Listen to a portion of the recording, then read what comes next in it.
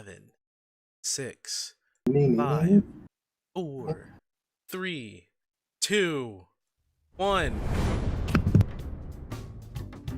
Good morning, and how are you all? Welcome to apartment 814, where I, Dark Knight, Zinkweaver, along with his friends Anima. I guess Job is Panic. going to be included, but we have Panic, the Black Mage, and Skeptic, Archer. We're here at our D&D table as we talk about pretty much anything today.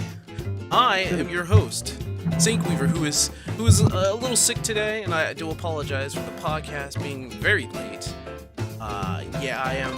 I did not go to sleep till like 4, and I am also rather sickly, so I do apologize for that. And this is never going to happen again. In the future, it's going to be on time, and it's also going to be controlled by one of my other buddies.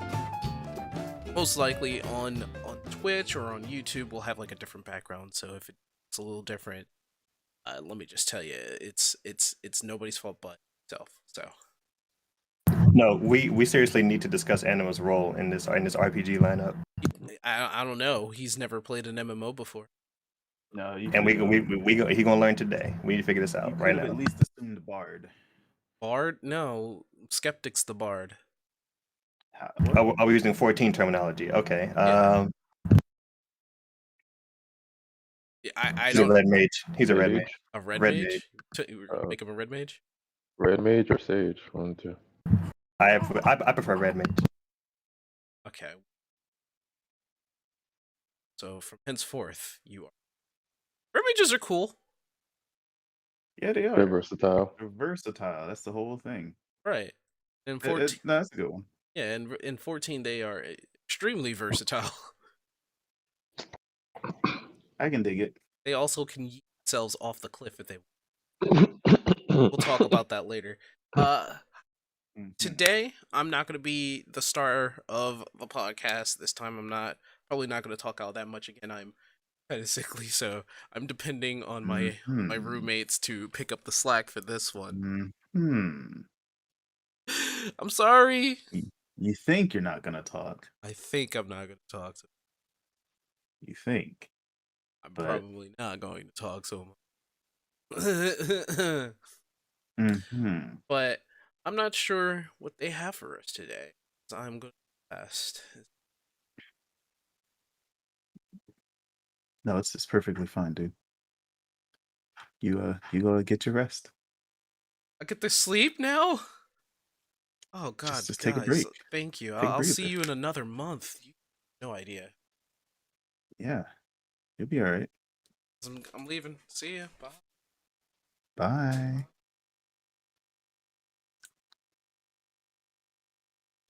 So, welcome to the Real 814 podcast. I'm your host, the Aeon Anima. That's all I got for you guys. So be sure to follow us on our socials. And yeah.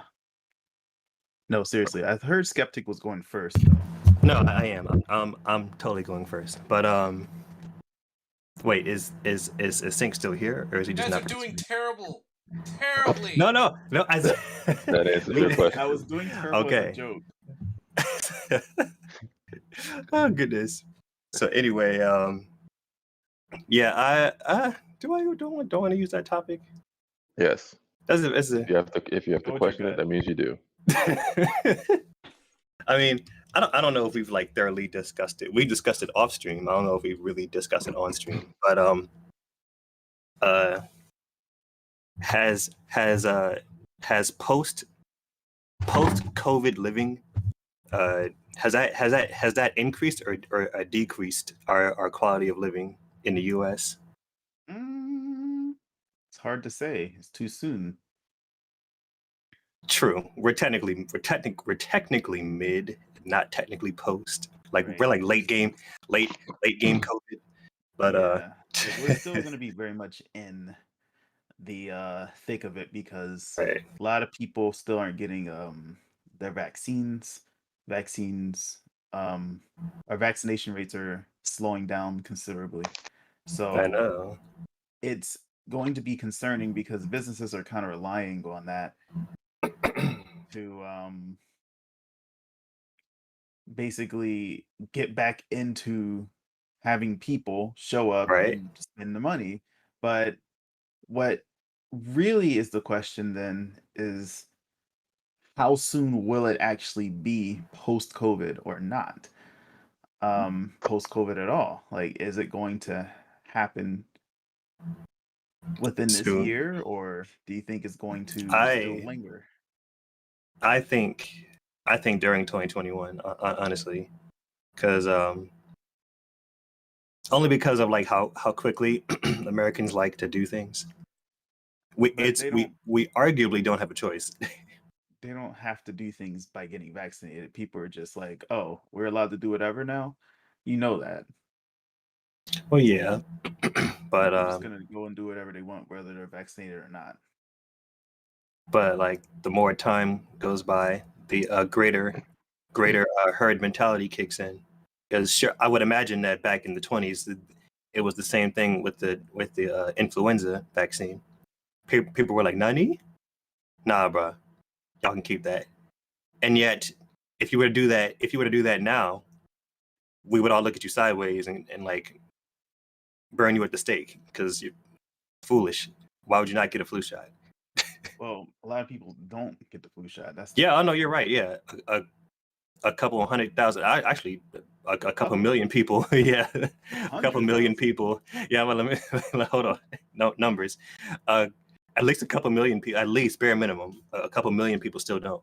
Became this rising commentary that people are just like, how do you prevent the flu by getting the flu? Like, just people Like, oversimplified the oh, flu oh my vaccine. goodness.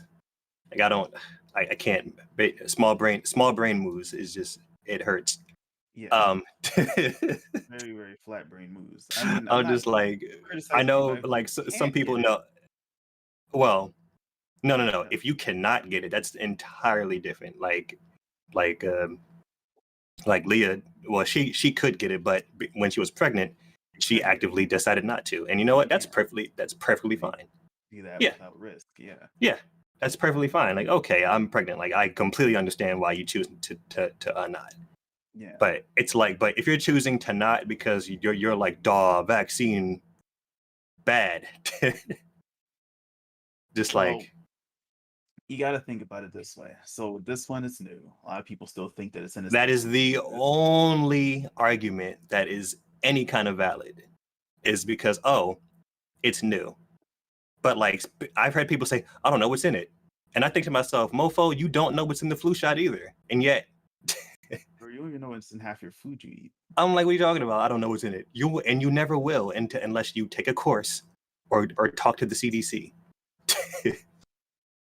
I don't know what's in it.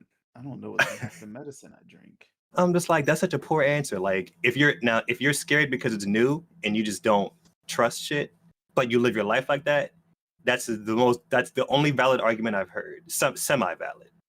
At that point, it's just your life choice. Like, you don't get any shot. You don't get the flu shot.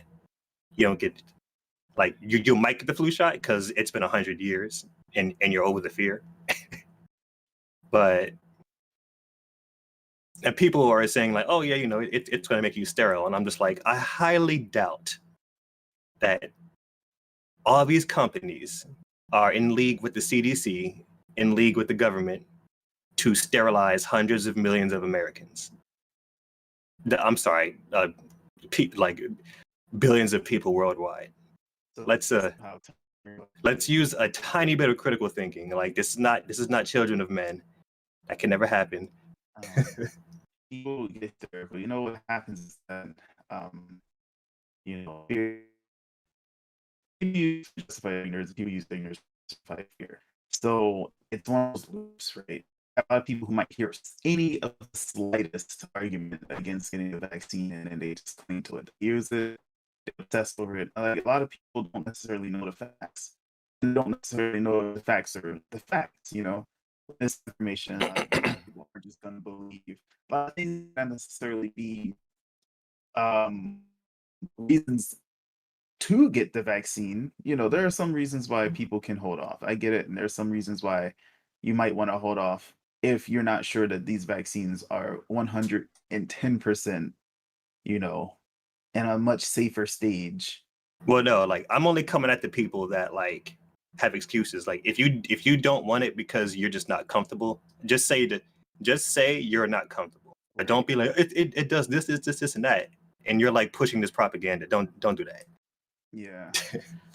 The idea is that with all of the programs out there to try to incentivize people getting vaccinated, there are a lot of people who think that is propaganda and that you're trying to get people to do something that they don't necessarily want to do.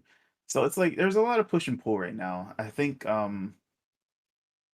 my personal opinion is it's similar to like it was the RDC World videos. It's like how people be coming up with excuses when they know they can't hoop. It's No. just like, nah, these ain't my hooping sneakers. It's like those are Kyrie's. This is like, I know, well, right? I mean, these are my old ones. Kyrie. Oh my God, please. I mean, like, it's one of those things where I think people are just concerned. It's a normal thing. It's honestly, I don't have as much. I don't lack the empathy for those who are afraid to get the vaccine. It makes sense that if it's unknown, you don't understand it, you're not going to commit to it. Like that's what it is. It comes down to a lack of knowledge. People need the facts. They need to know what's going on with it before they put it into their bodies. They need to understand it more.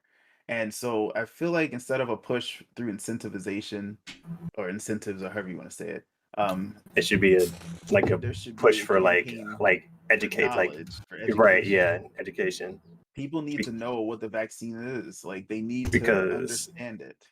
right, because like my biggest argument is again like the flu shot. It's just like if you get your flu shot religiously, but now you're all anti-COVID shot for the wrong reasons. Like, dude, please do explain it to me because I do not understand why you accept one over the other.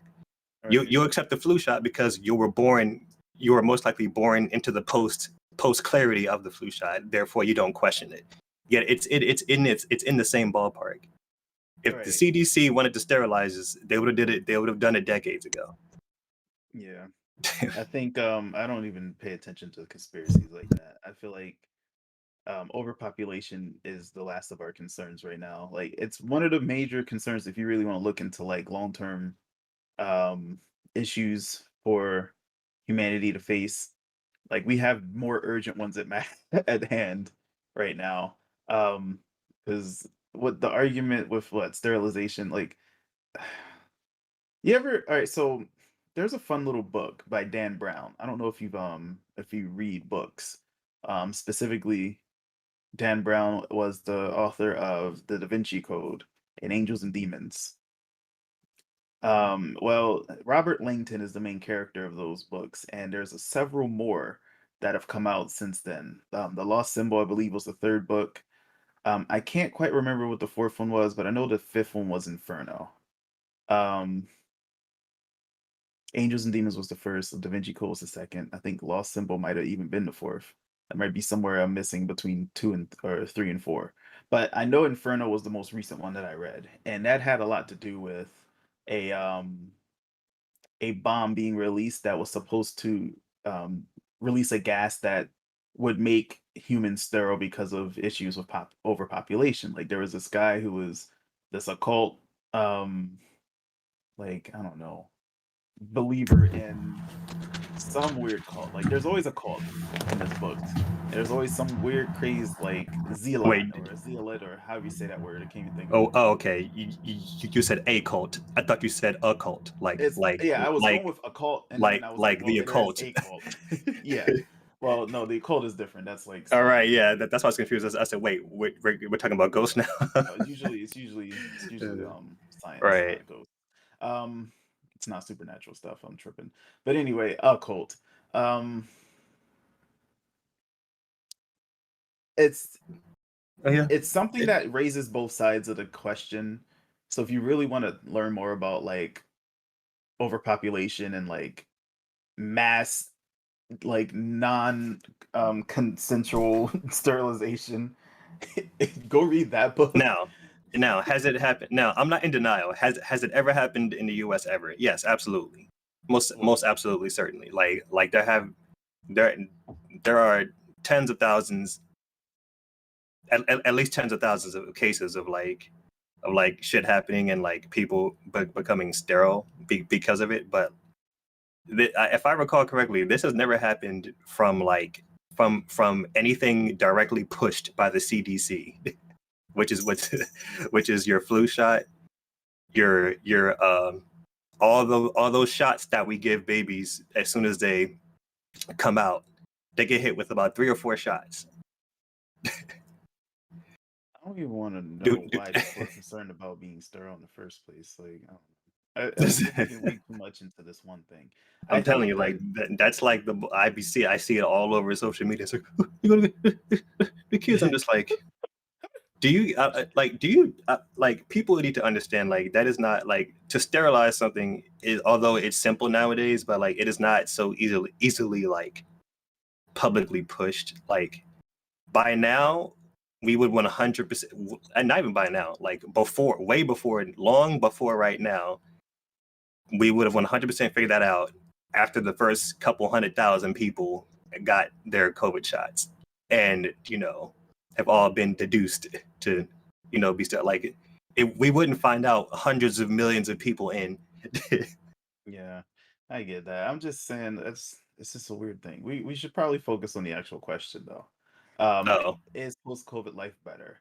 Like uh, the I real I think you answered it initially. Your initial answer was the correct answer. What you said, like it depends, or you're not sure. No, I'm saying it's hard because I wasn't prepared to talk about something like this. I I would know. just That's why I say, was like, I wasn't sure if I should have said, no, fuck it. yeah, no, I'd say Compelling. I just went on a vacation um in New Jersey. It was in Cape May. We Oh were yeah. away How in was Italy. actually you can probably perfectly answer the question. So like, how was your late game COVID experience going to like the beach boardwalk Yeah, like champion it was still vicinity? not in season, so it wasn't like Jersey season is a little different. Starts when summer actually starts. So it Right. wasn't as crowded, but people were just walking into places doing this, doing that, living life. Restaurants weren't so bad. There's still some places where the employees wearing masks, but they weren't forcing people to wear masks. Um, I mean, everything was pretty much normal. It wasn't super constricted. Everybody kind of just was doing their own thing. And for the most part, everything's back to normal at a glance. But I think that one thing you can't really um, judge is how many people are actually vaccinated, not wearing their masks, and how many people aren't. Because you can't ask people to show the card that they would need as proof that they're vaccinated so that they don't have to wear a mask. You just can't. Right. Um, No, you're absolutely right. Now over here in Philadelphia, like it's slightly different. Like they do crack down a little bit harder. Like a lot of, and I mean a lot of places are like, nah, bro, you're not walking in here with no mask on, card or no card. whether And you you're know what? vaccinated or not, right? As if I have a place of like if I have a, a workplace like in the city, I 100%. This is way too many people. It's like no, Yeah, absolutely. There's I'm a, wearing my mask. there's a reason for that, because vaccine is a preventative measure. It is not the Correct. cure. Yes, So, yes. so It is not. You're right. You're right. Right. It is prevention, not the fix, the cure.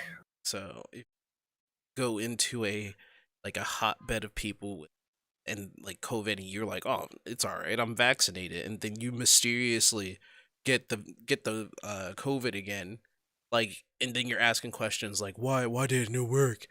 I have to sit here and tell people like Yeah. all the patients I have to call, like, it's a preventative measure. It is not the cure. You could still Right. get it. And Right. Like I don't think people understand that you can still get the flu with the flu shot. It's very low, but right. The worst part is that there are about because the virus itself is mutating, that people who have the vaccination, right, carelessly goes out. They think just because they have the vaccination, it happens all the time. They become too carefree to not Mhm. take the preventative measures.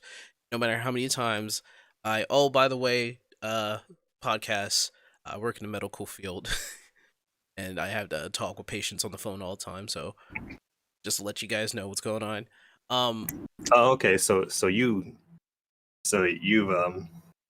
actually that makes sense. Actually, I don't know why I haven't noticed that before. Because like whenever I've discussed like pharmaceutical stuff, because I've podcasts. I'm a designer for an industry for a building that does pharmaceutical ads. So I see a lot of vaccines and drugs and pharmaceutical stuff months before they get released. So I'm hip to a lot of COVID news without wanting to be. Right. So just know that either one of us, well, I think Skeptic just sees the product, but I know how they work. And Correct. I'm trying to say it in simple terms and to the point, just still have to wear your mask. You still have to take preventative measures. Please do not become carefree just because you have the vaccine. It does not stop it from coming back. It helps fight it, but it does not stop it coming back. It does mutate. It can adapt. It is a virus. Viruses can adapt. Right, and they always do. Right. Right. One thing I will say is this, like, just to talk about like my vacation again and what I think of what's going to happen. So a lot of people, and I mean this because, well, what I was doing last was I was a teller at a local credit union. So a lot of people would come in, and there would be people who took it seriously, and there were people who just these dang masks. Every single time you come in, they just have to complain about the mask. Like, can you just like stop? And so one of the things that I know is going to happen is that the cases are going to go back up because people were just kind of waiting it out. Like they were waiting Oh out the yeah. quarantine. They weren't necessarily committing to doing anything. They weren't even probably still, they didn't even start washing their hands properly. People really, at least here in the States, at least on the East Coast, I can't speak for the whole country or for even other states where I am, as Delaware is small. But a lot of people are polarized. Some people are just like, all of this is nonsense. And some people are still just kind of like, whatever. I can tell you. And so what is going to happen is a lot of people are just going to fly under the radar. They're Mhm. going to do what they're not supposed to be doing.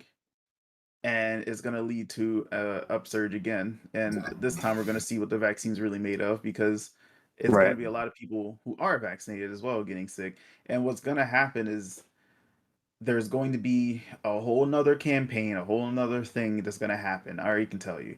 Like, I'm surprised we keep avoiding another lockdown because I know the businesses can't survive it, like the economy can't survive And it. and you know, and at that point, it just comes down to like the economical state of your country. And you know, the U.S. is trying to do both at the same time, and it's like not efficient. Yeah.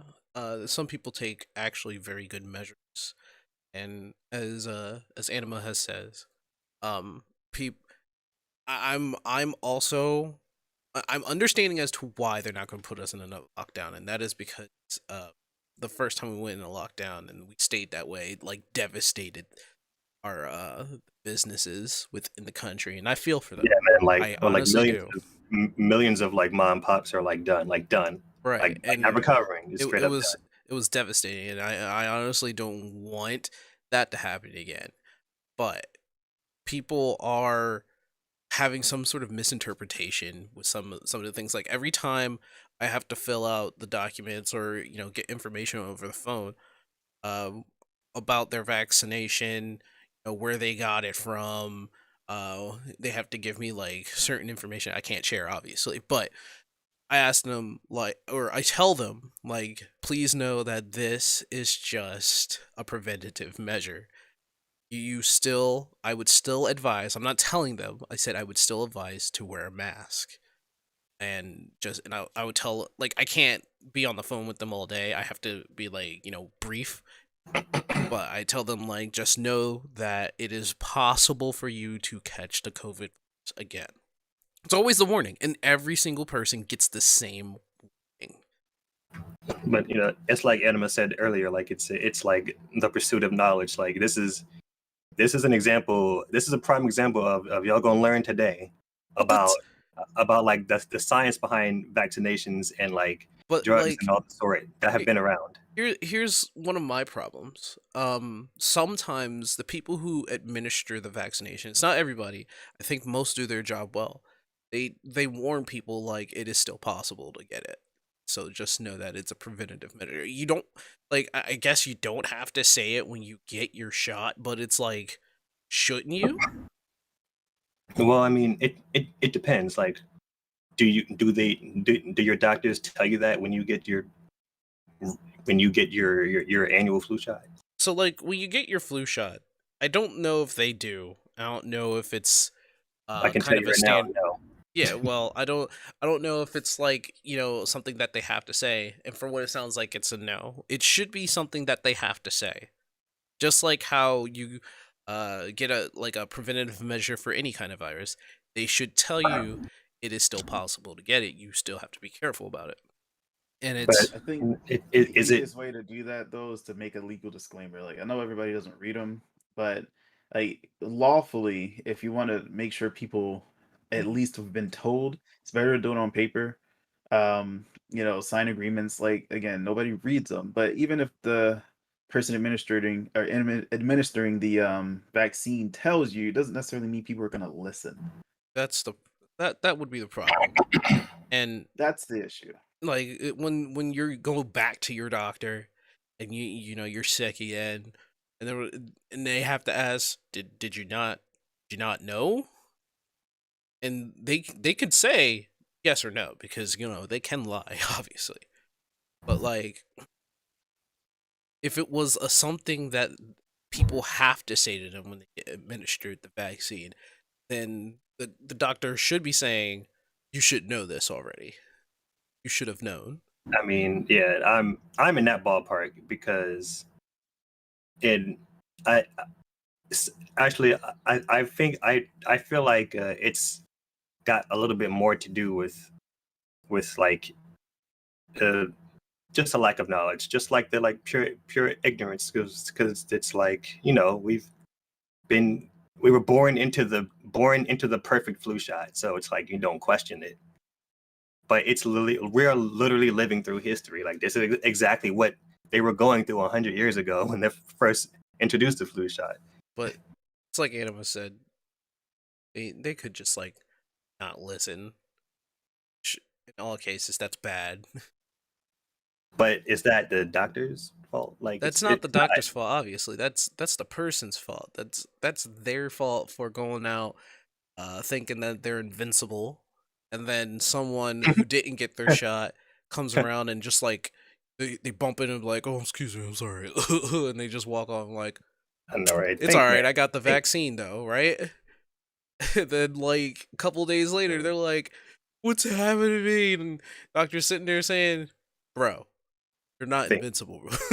You're not invincible. That definitely is a meme worth. I know. Think, Mark. Think. Like panic, Doesn't mean that you can't get it. Please, Panic. I need you. I literally need you to watch Invincible. It is a sin that you have not. And I know that you're still there. You just muted yourself. I will at some point. It's Do it not that I don't now. want to. It's not that I If don't at want some to watch point- it. If by some point you mean before the summer, before next week ends, then yes. Yeah. I It's not that I Watch don't that want to watch first it. episode, man. I repeat, it is not that I don't want to watch it. I do want to watch it. I found it interesting before you guys told me about it, but just other things. Yeah, you got priorities. I get it. I especially get it personally right now. I'll talk about that a little bit later. But in the meantime, we're not gonna spoil anything about Invincible here. It was an incredible show though. Just to kind of like distract a detour a little bit. If you haven't seen Invincible and you want yeah, to like all the buzz like is, time to hard push Invincible, please. I'm not, yeah. and I'm definitely not going to tell you guys that there is a comic. I mean, Yeah, it's we clearly all know. no. it's clearly based off of some original material. There's no way in hell that they just came up with that brilliance off the spot. It's like, yeah, we should just make this. No, that does not happen anymore. It was Skeptic's Discovery where I was like, oh yeah, and I read the comic. He was like, what? Like, yep, that means I can't say nothing. I can't. Yeah, the comic actually begins, and can you believe it? It actually ends. Oh Right? my gosh. It was good though, so I have to shut the hell up for everybody for years. So Oh, for sure. Oh yeah, I'm gonna watch it. I'm not gonna go read the manga. You know. But anyway, I think to wrap up the vaccination talk, like because a lot of people are just gonna like do whatever they want, like we're gonna see issues. Like we already have. Back in March last year, um, before the vaccine, I mean sorry, the vaccine, before COVID really hit the States. You remember how everybody was kind of talking about it? Yeah, Yeah, like think about that. There were a lot of people who excuse me. bless you. Yes. There are a lot of people who just weren't paying attention. There are a lot of scientists out there saying, hey, we can prevent a lot of what basically already happened now, looking a year back, if we just do this. And, people don't take any of that stuff seriously. You know what I mean? Like, no one takes it seriously. No one figures it out until it happens to somebody near them, close to them, or to them. And with that, you really aren't going to see people get it until it severely affects them. And most of the time, even though this did affect a lot of people, and I mean millions of people, at least in the States, I mean, it's wild all over the place in the world right now, even with vaccinations, I can't say words right now, getting out left and right. It's just like things are still going to continue to turn downward, even though on the surface things are looking normal because we're simply allowing people to do what they want to do. We're lifting restrictions because some people are doing the right thing. It isn't going to be much better though this year. I think that we're still going to take another year of making mistakes, doing whatever, not caring, not really understanding. So right now I feel like for things to get better, there needs to be more education. There needs to yes, I be a agree. lot more information.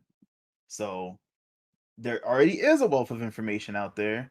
There's a wealth of misinformation out there already as well. Go and find out what your sources are, do some research, study up on a vaccine. If you're afraid to get it and you need more information, I got you. I make sense. Just go do some research, find out what your concerns are, figure out things with your own doctor, like talk to your doctor. And I Right. feel like they're just kind of pushing a vaccine on you just because they're pushing a vaccine on you. Like doctors push pharmaceuticals all the time. You don't necessarily have to take that to heart.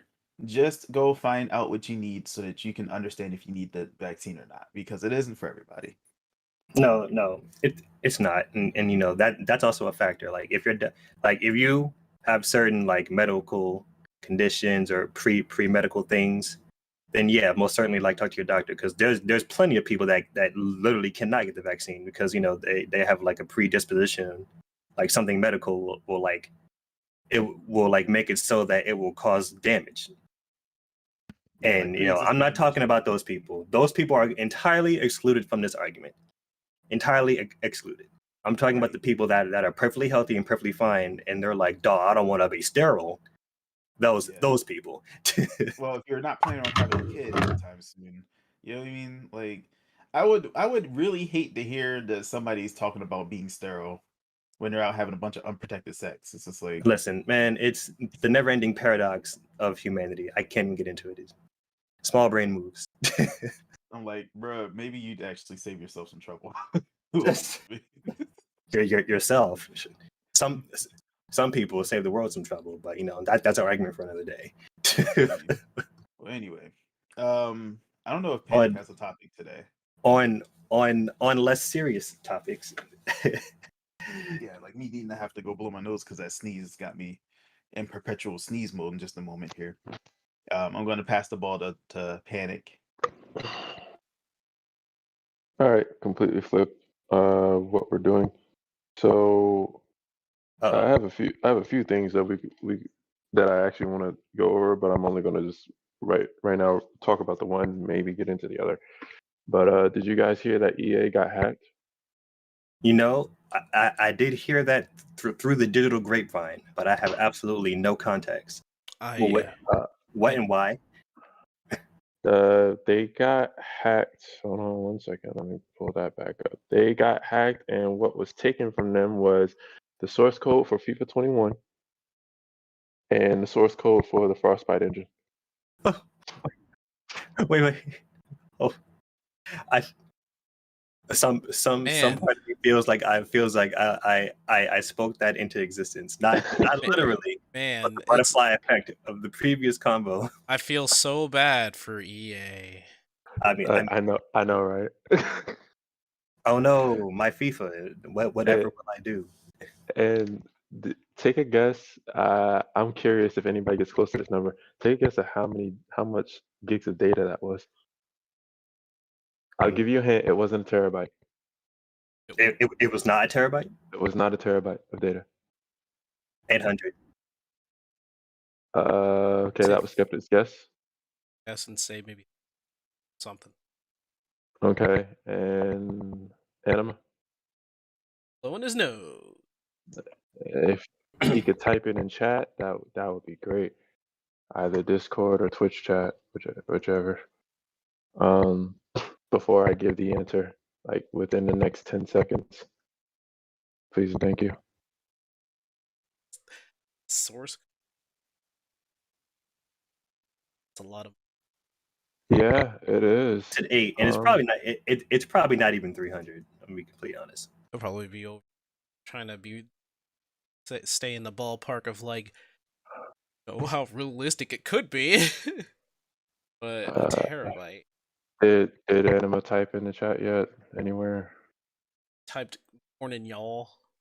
All right, screw it then. He doesn't get a guess. It was 780. So Marcus, you were the closest. Oops, my bad. 780. Skeptic, you were the closest. Sorry, got comfortable for a second. That's the future sight, very. Yeah. I find that very interesting. And EA said that there's no risk to player, so they didn't steal any player info, personal info.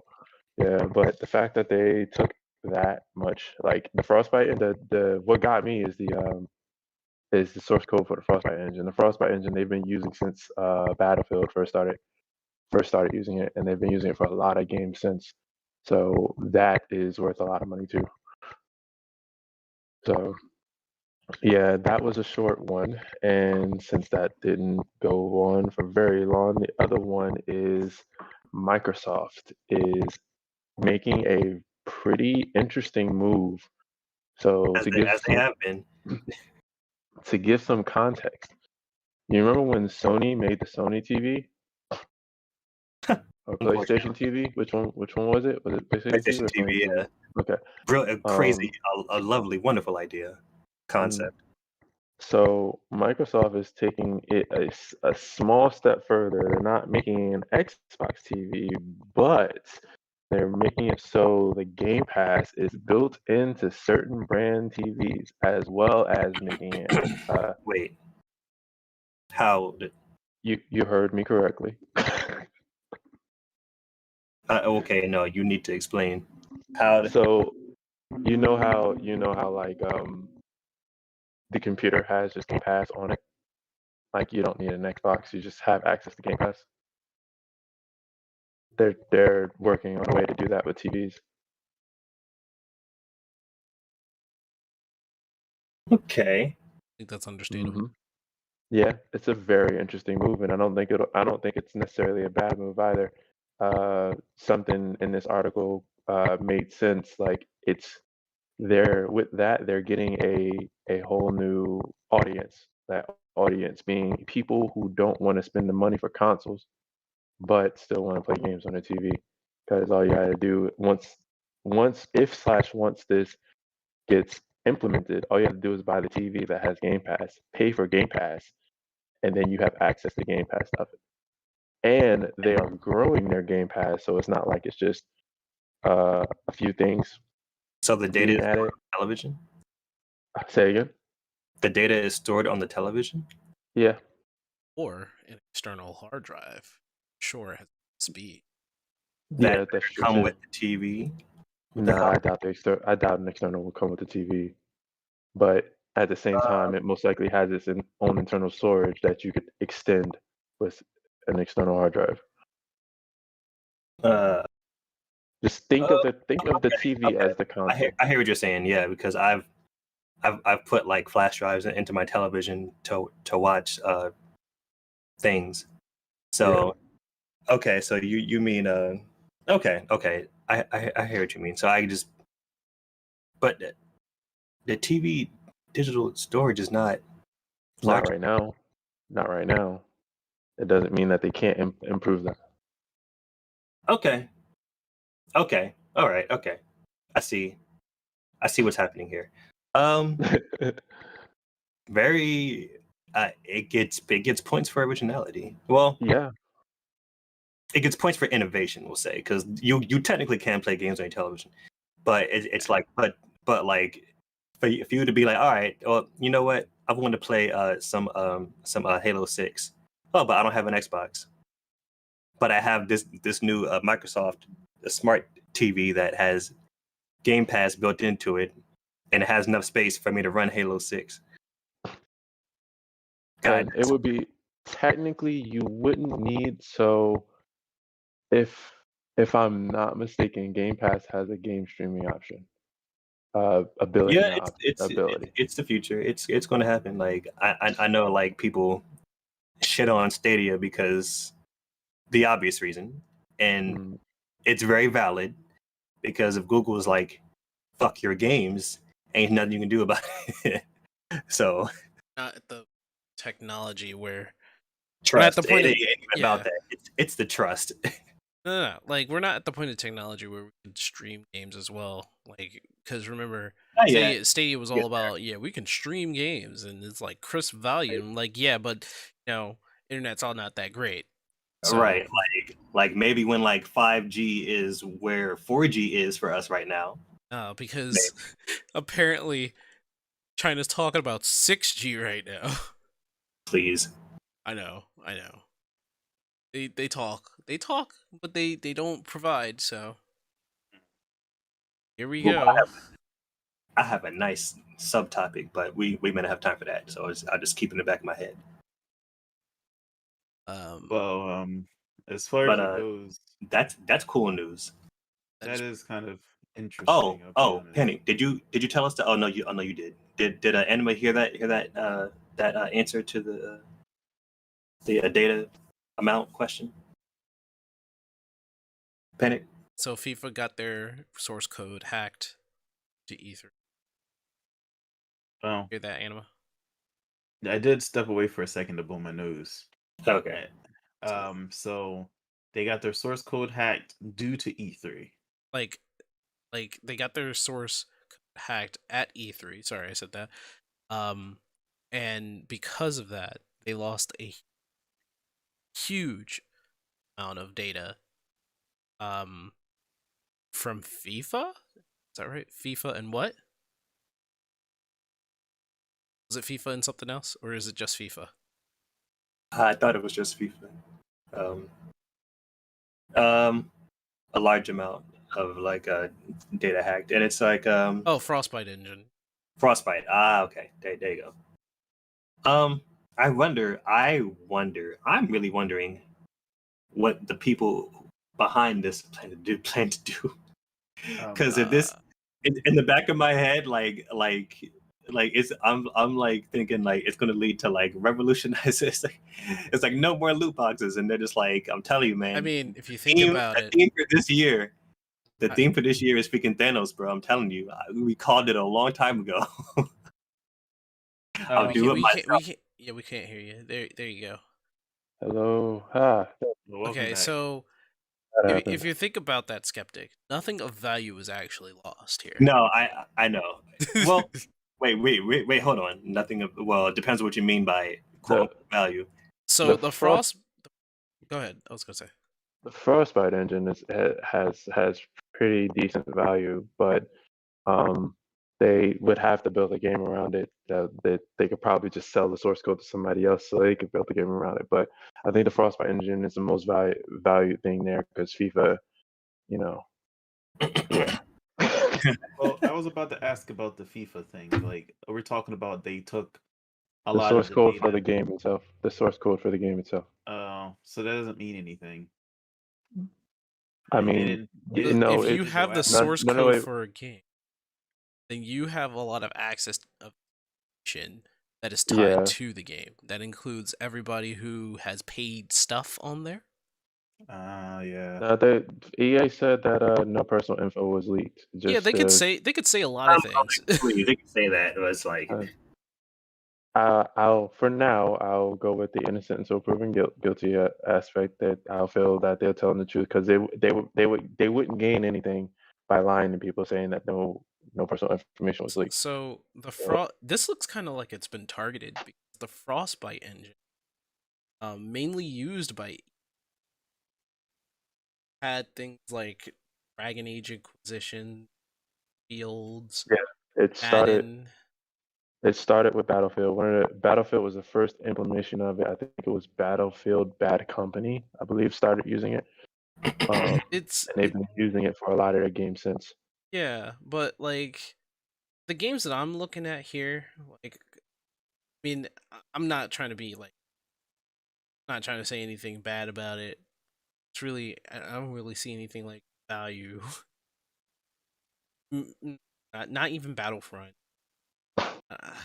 see, but like you're determining that value based on your perspective of these games. That's true. That's why I'm saying I'm not trying to be like I'm bad about it right now. FIFA is well, to call it a breadwinner is an understatement. So FIFA. Well, but hold on. Before you go, so the source code itself is the readable information of the software that it's for. Now, with that, they can literally do anything they want with the source code, not just remake the game, but use the information from the game to make another game. So, for example, if I use the Frostbite engine, this is why I feel this is the most valuable thing. They can port that Frostbite engine into any game they want. The Frostbite engine is actually a really good engine. At first, it's what allowed Battlefield to have the destructible environment. Because Battlefield Bad Company, like I said, I believe it was the first game to implement the Frostbite engine, and they went very hard with the extremely destructible environment, like rocket launchers destroying buildings, bullets if you have strong enough gun, just taking down a whole wall, claymores, grenades, taking down parts of walls, parts of buildings, all that you can take that engine, and the engine can do more than just that, but you can take that engine, implement it to another game, make that game way better than EA stuff. That is why I feel the engine is the more valuable of the two. The FIFA source code, if they really wanted to, they could reverse engineer it, get into the real nitty gritty of what FIFA is, and use it for something else. And I'm not talking about just the gameplay, but like, how do I put this? Basically the code of it, not just the gameplay, the code of it, reverse engineer it, use it for something else. But I don't think FIFA is the more valuable of the two.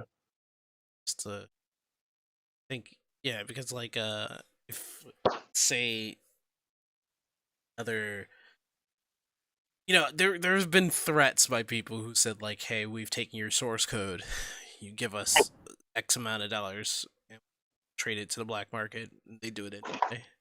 Then like, these particular games start popping out of nowhere. Like, and for the most part, if you have like a source code, you can have them, and it's potential that you can make a good game out of them. But at the end of the day, how used to are you to that engine, and to like for the source code, it's they can get a lot of information from that. That's the one thing that I would be worried about for that. And they said that there's no, and I hope this is true. There's nothing involving like players and their information I'm I'm glad, but hopeful that that's the case. But for the first Frostbite engine, yeah, that is it's kind of a cause for alarm for them, because now people can come out with like Battlefield looking games. And of course, if they detect it out there in the world, like if like somebody comes out with a game and they say, "Oh, we're using the Icicle engine," and I'm like, "That looks like our Frostbite engine." They can take them to court. They can take them to court. Icicle engine, man. So usually stuff like that in games like that are made or are distributed in places that have like no real laws and copyright. So that would be like cases like certain countries that you probably already know and that I'm thinking of right now. But first engineering games, figuring out how the game communicates with the server, hacking and cheats based on that. So we got someone in chat really telling us just like how bad it can be. Yeah. The Mist is a programmer, so that's why I was asking. But that's what because that's the point. I mean, that's the thing about the source code. If they reverse engineer the source code, then they can get into this. They can get into the servers, but yeah. that depends on like the strength of the servers as well. So like, that's why I'm saying it's iffy, because I do remember at one particular E3 where something was leaked or someone actually hacked the website and got all the information to all the what do they call it? To all the news people, the people who were there for like the interviews and check out the place, like everybody who put their information to go to E3 physically, all their information was leaked. It was just posted online. So everybody was an interviewer who was a reporter had their information, and whoever the reporter was like tied to had their information leaked. It was crazy. That's interesting. Yeah. And I'm only relating this to like E3. So E3 comes back and we already have somebody hacking it already. It's like nothing is sacred at all. In light of the possible cheating, I feel like that's gonna really shake up the loot box economy in FIFA. Like, imagine people just deciding to invalidate your purchases with hacks. I know. That's what I was thinking. That was my first thought when Panic brought this up. I was like, oh my god, it shouldn't be swiping so much. It's happening. I was like, the revolution. Vive la revolution! It's like, unfortunately, your payment has been sent back. You no longer get any loot boxes. Oh my goodness! But here's what you really wanted, and we gave it to you as a gift for free. Like it's gonna be like on some like V for Vendetta levels of just like anti loot box propaganda. That is so funny. That would be funny if that was the case of what they're trying to do. It's like, we're gonna destroy FIFA's loot boxes. That'll effectively like destroy like the amount of money that they get from it. Yeah, they get a lot of money from FIFA. It's nuts. Oh yes. Which brings me to my next topic. So, Syncweaver, I heard you were talking that shit, and you didn't think that I would hear it. What shit? Can we hear you talking like that, getting everybody fired up? What? I think I'm actually joking, but like I'm confused. What are you talking about? Let's take a step back into a couple podcasts I wasn't here for, and your topic around free-to-play games. Oh. So what about him? Oh god, round 3, fight. Final round at that, because I'm here to end this debate. Got it. Listen, so I heard the first argument that was brought up, specifically against Opera Omnia and like Genshin Impact. Okay. I think it was already handled fairly well. Then the second one was a little less targeted and a little bit more broad spectrum. And I remember hearing about it and thinking, see, he cutting up because I'm not there.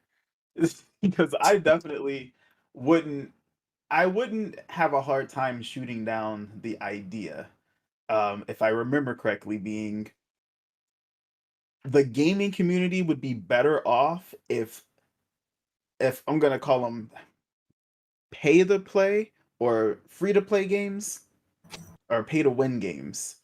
I don't care how you want to put it. You can say gotcha games, any of those games. I'm all encompassing. If all of those games didn't exist, the gaming community would be better off. Do you remember your stance on that, and where does it stand today? Stand on that was I agree. Okay, so they have to all be gone for the gaming community to improve. And how so do you mean improvement? Like it, I would like say I guess maybe I don't know how to describe it, because Mhm, if we didn't have pay to play or free to play, mhm, or games that involve you having multiple transactions of money, wouldn't have problems of people reporting for gambling or losing money, or having mhm, like someone with their credit card being taken out. Like there wouldn't be any stress over that.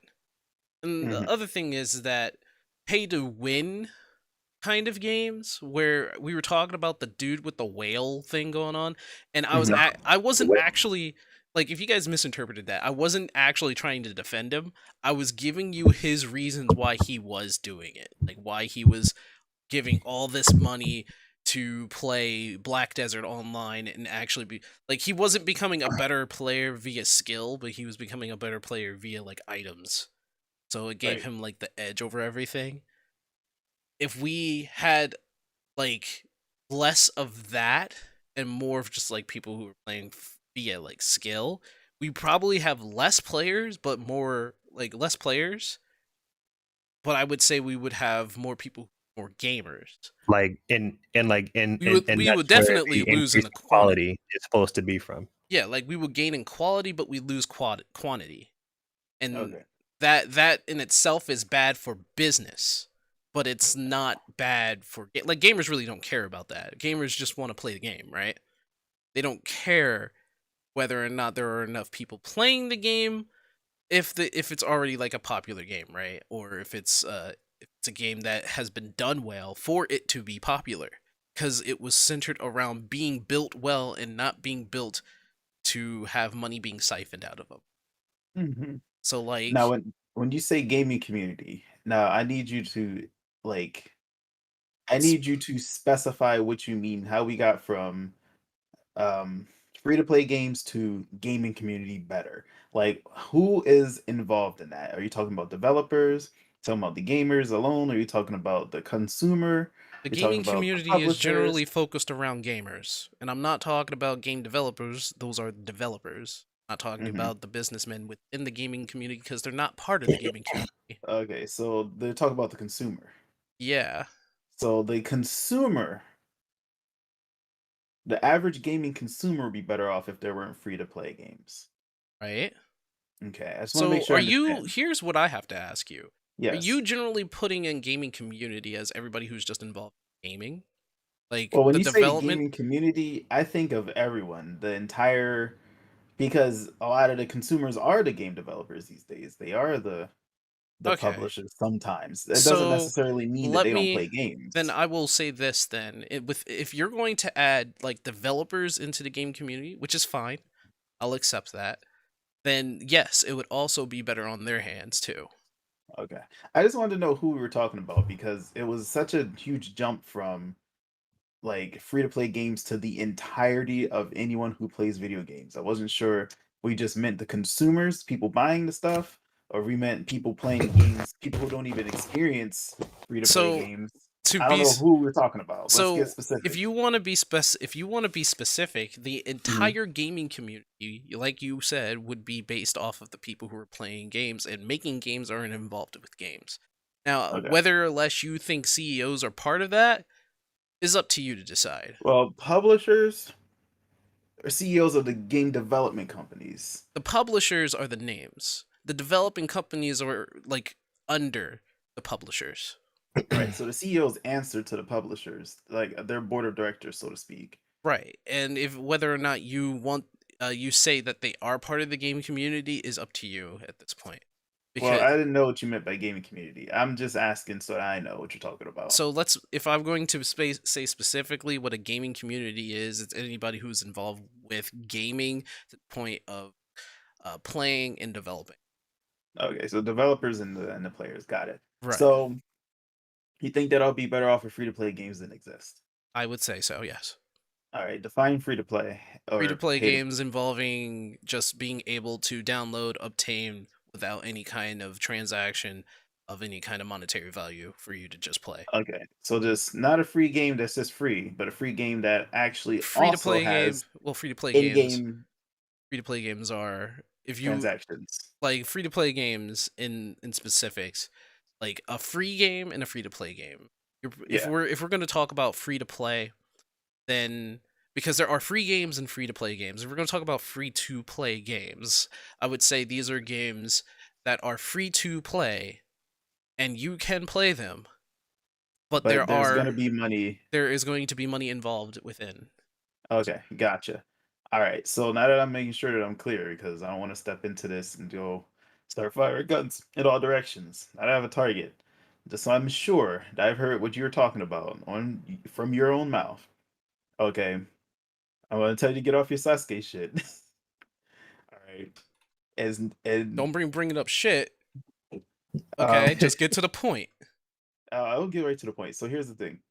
Um, so the problem is choice, right? Like in the Matrix, people have a choice as to whether or not they can spend the money. Now, is there risk? Yes. We were talking about FIFA. We talk about loot boxes, specifically loot boxes, because FIFA is not a free to play game. It might have a free to play online mode, like how Uncharted 3 had a free to play, even though it was a game or just the campaign exists and you can get access to the online, or you could just free to play the online. Now, loot boxes have been considered. Whoa, have hold been on, officially, hold on, stop. Yes. You said they have a free to play online mode? Yeah, Uncharted 3 Yes. is a game that is something you can buy for the full $60 value. Or you could have, because I think the servers are gone now, you could have played free to play online Right. up to a certain level before you'd have to start spending money to actually be able to level further. Okay. So I you could don't remember theoretically that. spend more money. Yeah, it was a while ago. You Yeah. could theoretically spend more money playing online only and So advancing your levels and getting stuff than actually just buying it. there is a paywall. Mhm. So you There's can't a go. paywall. You cannot progress on their online mode without paying for something. Well, up to level 15, you pay to increase your level cap, basically. Yeah. So how many level caps are there? I don't remember. It's Uncharted 3. It's years ago. So if you have to PS3. pay, so you basically have to pay for every level cap? No, you pay up to level caps go up to certain like things. I think like because I never did it myself. I think that you would pay to get past level 15. Maybe you can go up to the first like actual level cap of level 75, and then you couldn't go prestige or something. You know what I mean? At that point, you don't really gain as much, but you have full access to like the game. Like I think you So could buy your full on online experience for like $15-$30. so okay. And obviously without being able to level up, you don't get everything, or do you get everything You can buy it. You can buy it. do you get everything by level 15? No, you get So close. there's obviously a lot more stuff after level 15. Yeah. So essentially, once you reach level 75, that's you have everything, right? For the most part, I believe. And I think so. I believe you should, because if you're going to prestige after level 75, then you should have everything at that point. Because Yeah. then I'm thinking Splatoon rules where you don't pay for anything, right? But once you reach level 50 in Splatoon, you have everything. And everything Yeah. after level 50 is just you just wanting to be better. So Right. if you have a paywall at level 15, because you can't progress after that, Mhm. yeah, you are. I guess you could say that you're having a free trial until Mhm. level 15, and then you Yeah. have to pay for honestly leveling up and playing online. Yeah, either you pay Which for the online and just I get everything access, or you pay your way So through as much as you can without actually paying for the online. So on top of paying $60 for the game, no, not on top of. So wait, okay. So that's where you misunderstand. If you just have the game, you just have access to the online.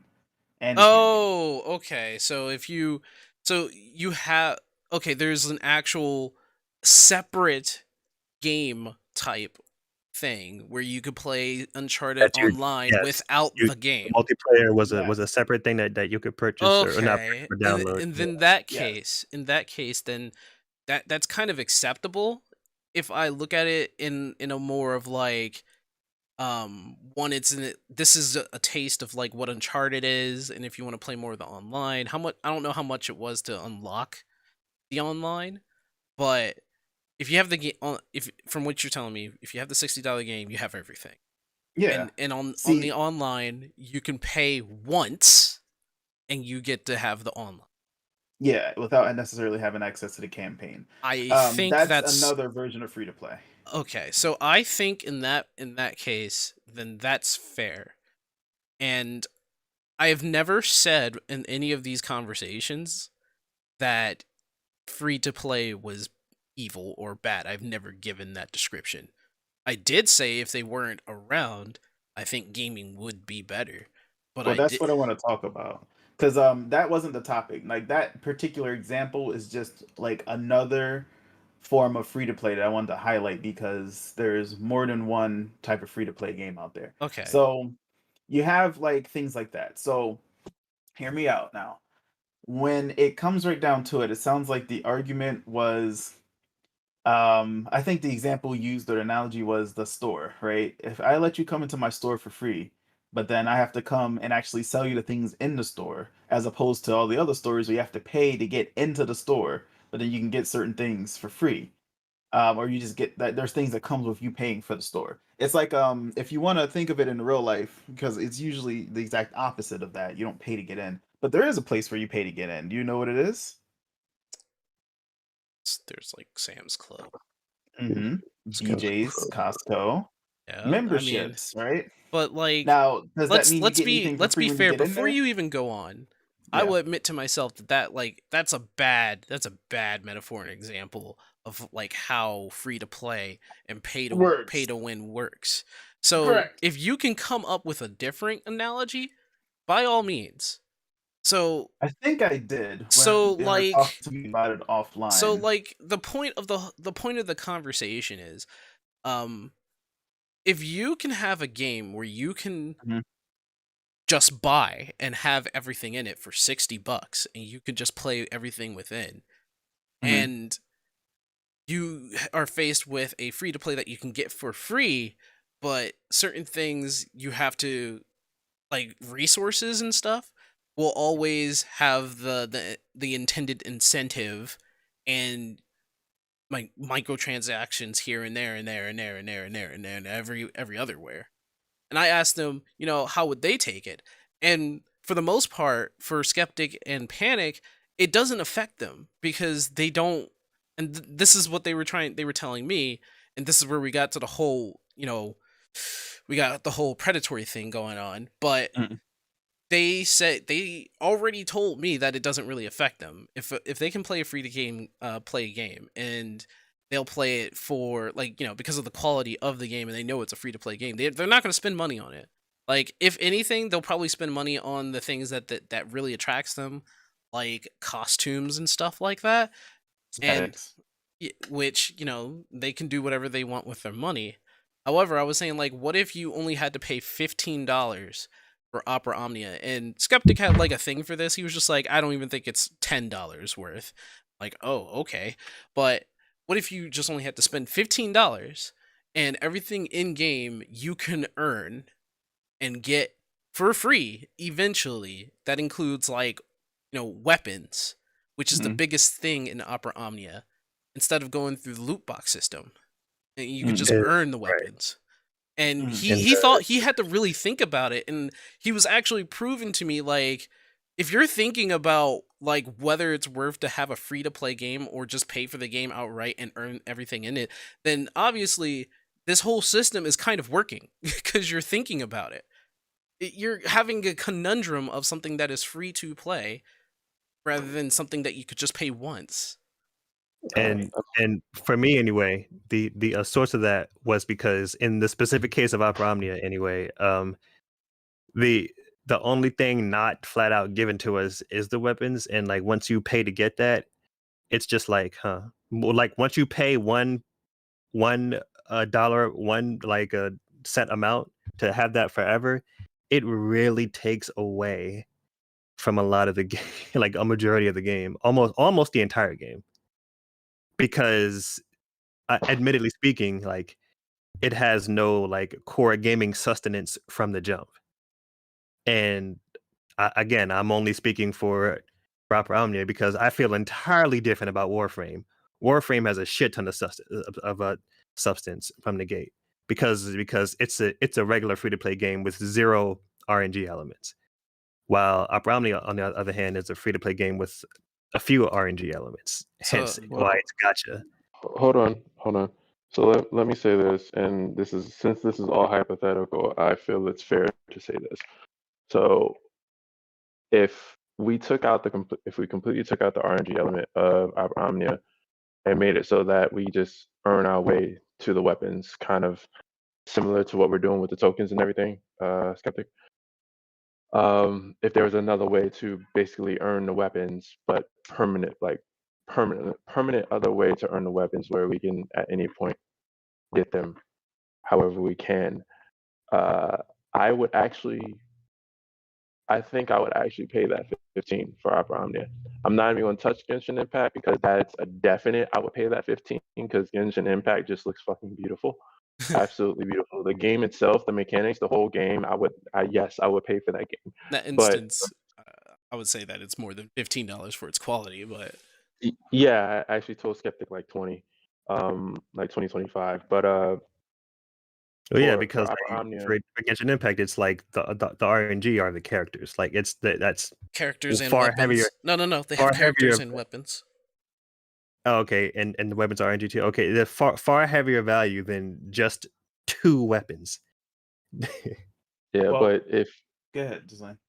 If we had other ways to get the weapons, we'll use Warframe as an example. Like say the weapons were a drop from a quest, or we can earn them by getting enough tokens by playing the game enough times to get access to these weapons. Because let's be honest, the events for Opera Omnia wouldn't stop because the events are what release new weapons and new characters.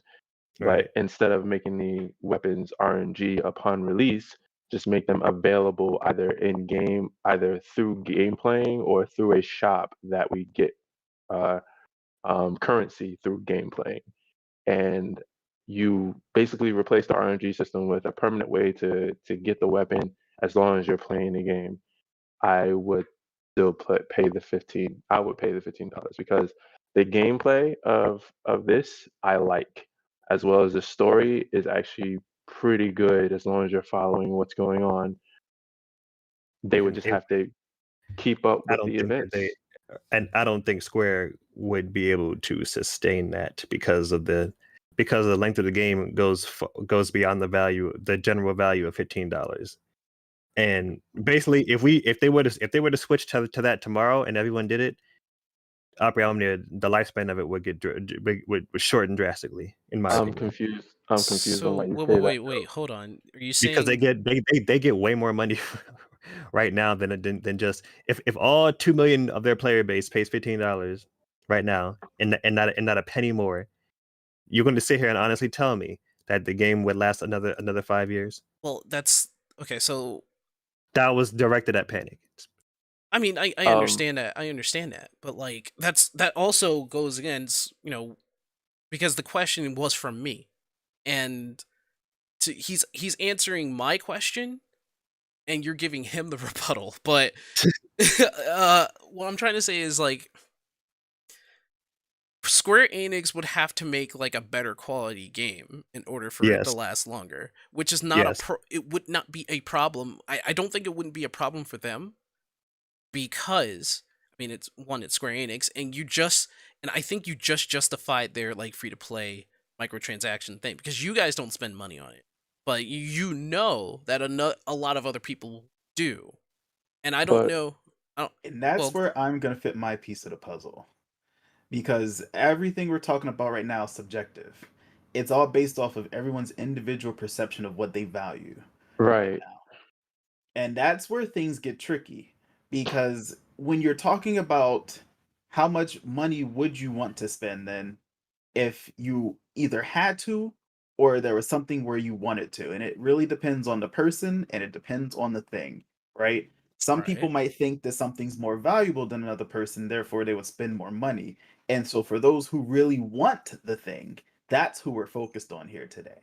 We're saying that the game community would be better off if there weren't free to play because we're talking about there being a potential for someone to overspend or spend more than the value of what they're getting, which was right? which was the point of the whole $140,000 whale in Black Right. Desert, who spent So $140,000. No, bro. I'm sorry. Like there's limits to this generalization, and that's definitely a But cap. nonetheless, that is what helps free to play and pay to play or pay to play games. Like Like, that's just egregious at that point. I mean, that's the point of like the free to play aspect in some cases is to find those kinds of people who spend money because they think the value of what they're playing is worth more or worth the amount that they're spending. and And that's where my objection comes from actually. well, So then the you're point is to find whale lords. So hear me out. Now, first of all, we have to establish two things. One, it only matters if that particular player makes it inconvenient for other people to play the game. My spending this much money makes it harder for other people to win. Whether or not that person thinks that they're inconveniencing others or not is in well, what's the word I'm looking for? well, Is invalid. if you're saying that because it's a free to play game and we're talking Opera Omnia, these people are spending a whole butt tons of cash, but it's not harming anybody. That in that case, I mean, it's hard to say with Opera Omnia because there's nothing Well, really we're being not talking harmed about here. Opera Omnia. I don't know anything But that's the beyond what I've but seen and heard about that most would of be these the example. games. That would be the Right. example here. Opera Omnia is the probably the what did you Skeptic and Panic? You guys said it was like the not the nicest, but Yeah, I would argue, like honestly, like between that, but between Upper Omnia and like Genshin Impact, like you yeah, said it you said it they're was a like the positive. most, they're like the most, they're the most user friendly and Okay. accessible gacha games. Right. So it being user friendly, which I think that is a positive. I was going Oh, down okay. to the I know what you're saying. point like the first time we had this conversation that the Right, mechanic is still in there. Like right, and I can't unsee it and I know it's in there. And that would be a problem right, for me, which is why I have a problem with games that are free to play or pay to win. In Okay. Black Desert's So case, that's a pay to win game, so you can't really I don't know if that really hear counts. me out. We're gonna exclude all pay to win because we know that pay to win is bad. Right. Like that's objectively bad because it takes people who genuinely want to take their time that they commit into the game and it validates their efforts. So we don't have to talk about pay to win. If Right. that was a whale lord in a pay to win game, obviously that's much different than in a game where somebody spends $140,000 and it doesn't affect the competitive meta. I mean the competitive meta. There So hmm. when you take out of the account gambling, RNG or loot boxes, right? There's that aspect where it encourages people to spend more money to get the things that they want, but they might not. Then you have the idea that if somebody can just pay for something that makes them superior in the game and makes it hard for other people to compete, that's an issue.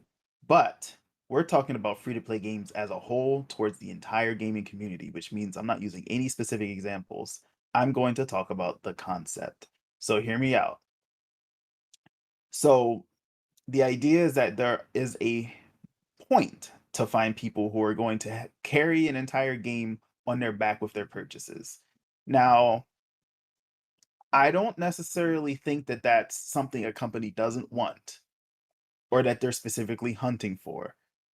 Some people might. Some people might have saw that happen and thought, well, if I make a play to win or a pay to play or a whatever, I'm trying to say free to play game, and that happens to us, that'd be awesome. I would You know, they disagree might with want that some of one. that well-lord money. I would Now, disagree with that. I'm not saying that that's not my point though. I'm gonna say this. I'm not necessarily saying that some of these companies aren't out here hunting for that well-lord money. But I'm not going to sit here and say that every single free to play game is bad or that the concept itself is objectively bad, and here's why. No, So here's no, not at here's all. here's the example that I gave to Marcus when we were talking the other day. I was just like, okay, so now, and again, taking out of context that fighting games are different. You know, it's a different kind of a build. But I was just Right. like, take Smash Brothers, right? How would Smash Brothers work as a free to play game? Imagine for a second what that would look like. So for Ultimate, you start off with the original roster. It's like 12 characters, right? You earn the rest of the roster. No, The base that's the first. roster. That would be the first thing that. So earning would include like actual like in game, like everything you can just earn, right?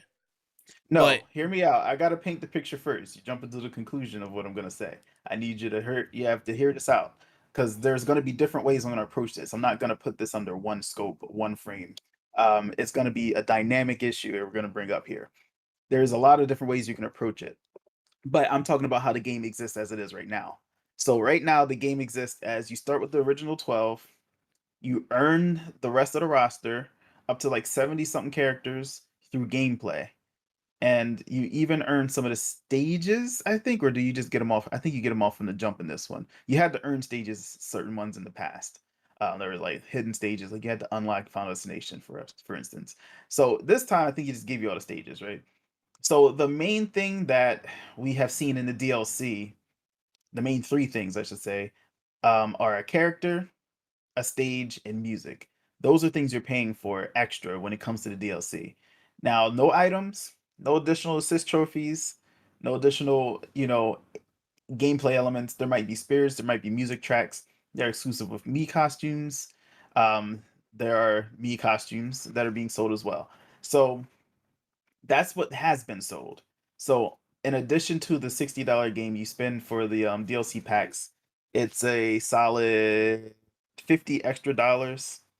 Um, and if you include having to pay for Nintendo Online, it's a little bit more, but whatever. If you're talking about just the online, but that's separate. So as it is, you get your roster, you get the games, you get all the gameplay modes, okay, and then you buy the DLC characters. Now, how then would this work as a free to play? So free to play, start off original roster. Now, where would you start to spend money, right? Is the question. Would you have to buy each and every character? Well, my guess is that if Nintendo wants to make money, they probably would sell you the characters outside of the original 12 roster. Now, what does that mean? you're going to have to be more. You're saying that, okay. From what I can envision, if Smash Brothers became a free to play, they only gave you the 12. Mhm. And you can, if you can earn the like other characters, all the like other 70 something characters, right? Wrong. Listen. No. Listen. You can get them, because if we're talking about a free to play game, I don't know how hard that you have to go for, because essentially free to play doesn't mean that you are forced to pay for certain things in games, but it is an option. You don't have to pay to get any of the new characters. Like, say you want to get Terry or something like that, you would have to spend like X amount of time to get X amount of resources to get Terry, which would take like I don't know how many hours. Or you can front up money to make that time shorter. Right. That's Now, essentially how free to play works.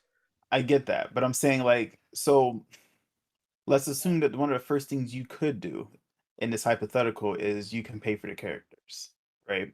Okay. Now you could try to earn your way to the characters. You could play the gameplay modes and try to earn them, but it would take, like you said, a lot more resource, a lot more time.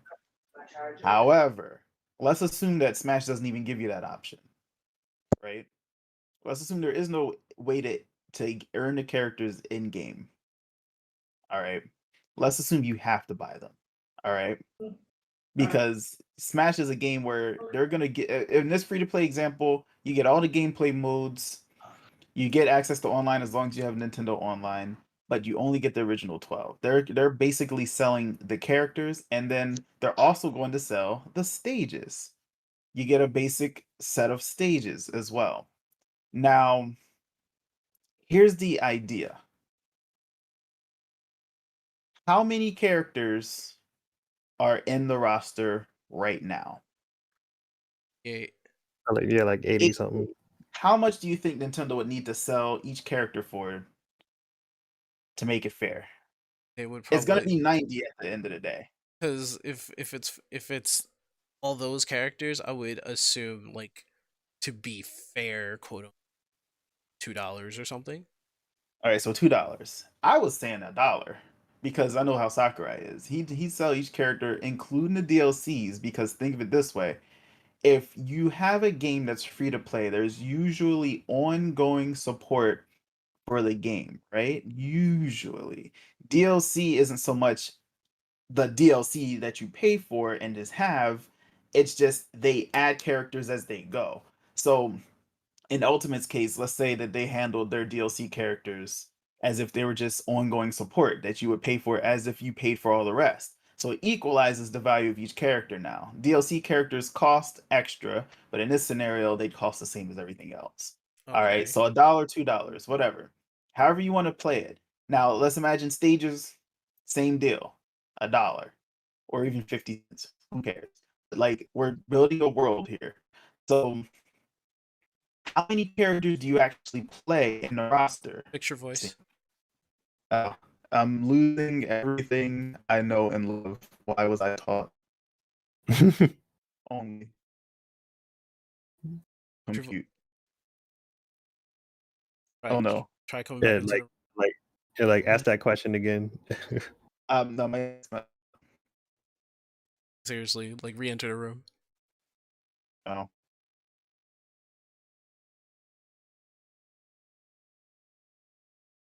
La la la la la. Try to talk. Okay, I can't. Oh, I know, right?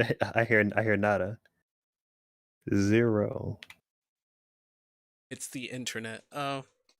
It's The internet. it's the intranet.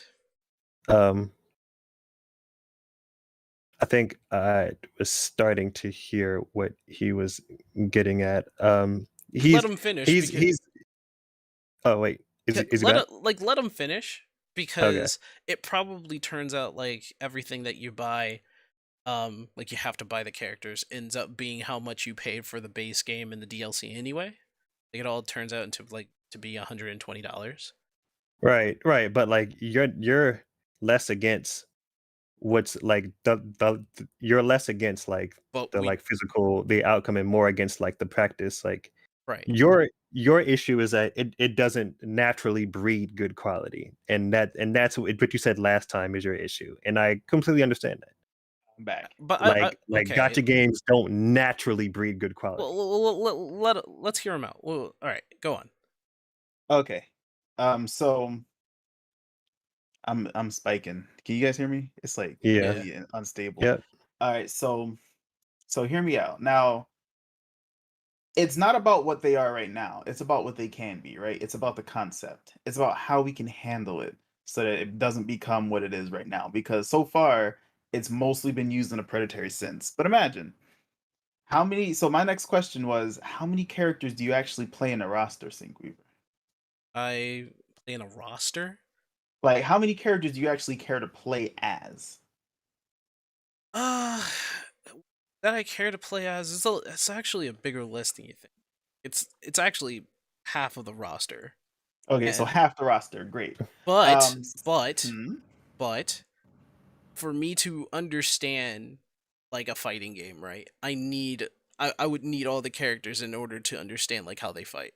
So if you could play if you play Mario, right? But you don't use Mario, but you play as Mario to figure out like, oh, so he can do this. So the next Right. time you have a better understanding of fighting against it. That Okay. would be my So reason. matchup experience. Right. Right. Okay. Yeah. So you would actually not only buy the characters you want to play, but the ones that you want to understand how to play against. See, me and you as streamers, we would have every character anyway, because we won't want to have access to every character, or the hosts. So say somebody over says they want to play Smash. So Well, that's not nice to for me, the reason why I purchase every single DLC, that everyone can play every character that's available, no matter what. Can you guys hear me again? Yeah. Okay. So like, you see where things start to get a little subjective. Me and you aren't the average Smash player, Okay. right? We are committed Good. to Smash. I spent $50 a session to get competitive coaching for Smash, right? That's different. All right. I've spent more money than the average Smash player on Smash. You Beyond the spent scope of what the you game spent itself 50 actually no, allows. you spent $50 on someone else for coaching.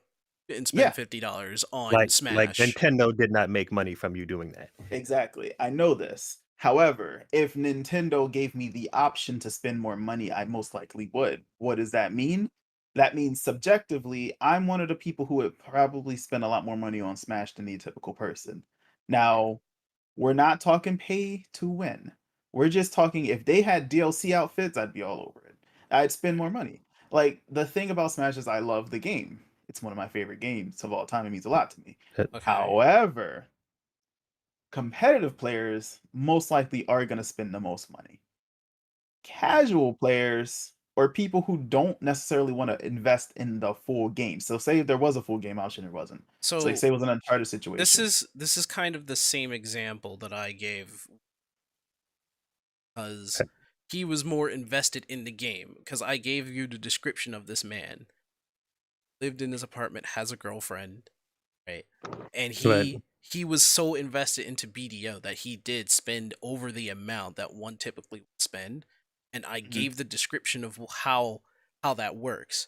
The free to play players in BDO are fodder, and they are basically used as kind of the squishing ground for the whales to come in.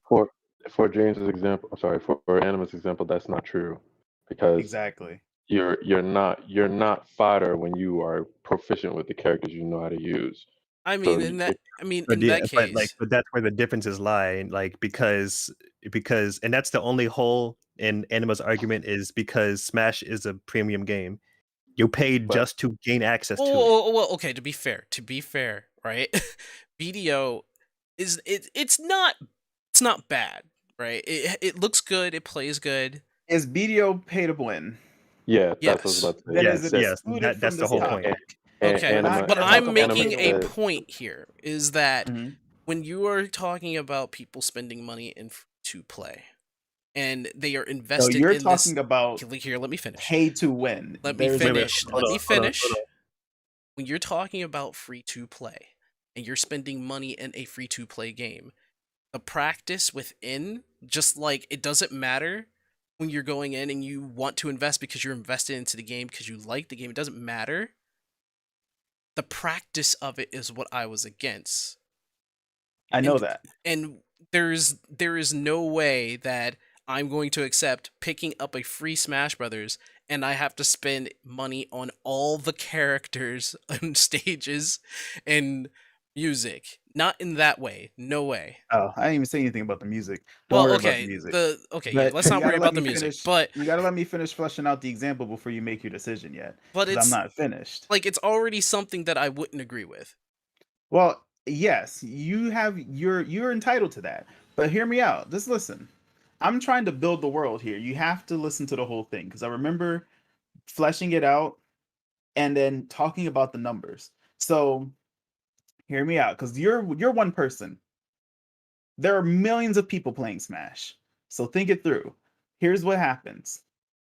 So you have your competitive players. We're like top percentage. We don't necessarily even make up the majority of people playing the game. All right. There are a lot of people out there who would not spend all their money on it. So there's going to be examples of people who would just buy, because they don't know anything about character matchups or they don't care. there's going to be people out there who just buy the characters that they care about, right? There are going to be people who just don't have full rosters. There already are people like that. Like when I go to somebody's house and they don't have DLC characters in Smash 4 or in Ultimate, like when that happened, I was like, this is unplayable for me. I can't even play this. Like, I'm different, okay? I don't care about spending money on all the characters. If they're all $1, it will work out to be $90. Would I pay that? Gladly. Subjective. But here's the thing. You're going to have those few people who are not going to pay for all the stages. Most competitive players don't care about having every single stage. I don't think they'll pay for you the have to competitive you have to dude, keep listening. Cuz keep listening. I don't know if you're not really ready. I don't know if you're really specifying a free to play here. It's like Hear me out. but Anima, in that scenario is what Nintendo did by producing a free to play fighting game. In that scenario, is that generally good practice? For who? The community or for them? And therein lies that's the difference here. Are you talking in the sense of business, or are you talking in the sense of the player? That's why I asked you which one you were talking about in the very beginning here. Right. You're talking about the players. And right? Yes. All right, so keep listening. Now, the players aren't just the competitors. There are a lot of casual players out there. There are a lot of parents that'll get the game for their kid, and then the kid might sneak and get their credit card and buy the characters that they actually want because the parents are like, we're not going to spend any more money on this game. There's going to be all kinds of examples. There's going to be a lot of variants, right? But not everybody's going to need every aspect of the game. I don't even play with items. If the game forced you to pay for items, I wouldn't pay for it. I wouldn't need to. But the game doesn't. Let's just assume it doesn't in this example. If it just was the characters and the stages, all right. And let's just say for the fun of it, you can buy any song that you want. So say the stage that has the music you want, you don't want the stage, but you want the music. And there's ways to buy packs of music. So like Legend of Zelda series pack, just like create as many microtransactions as you need. There's so much content in Smash, you can monetize any of it. But here's the deal. How much would the average player spend? How much would the competitor spend? How much would the casual spend? How much money would it all equal out to? And how would that benefit Smash or Sakurai or whoever you want to call it? So everybody already just pays $60, and if they buy the DLC, that's the sell. That's it. Now, if people spend more money on the game because they want all of the things, they make out with more money. But it'll balance out the people who are probably only going to buy only so many characters, right? No, because I could live if I wasn't a competitive player and I didn't care about matchups or didn't necessarily need access to every character. I would have less than half the roster because I don't care. So, and if I want to change my mind later, then later down the line, I can buy a character and play. You're talking in a business sense, right? No. I'm talking as a player, as a consumer. No, to summarize, he's saying that it's better in this. This is a good scenario because in this scenario, Smash is a good free to play game, much like Warframe, where options are presented to you in a very, very, very non-predatory way. Okay, then let me ask you this question, right? So if you piecemeal, which is essentially what you're talking about, game to choose and pick and piece what they want in the game, kind of like a jigsaw puzzle. Just that's an option, right?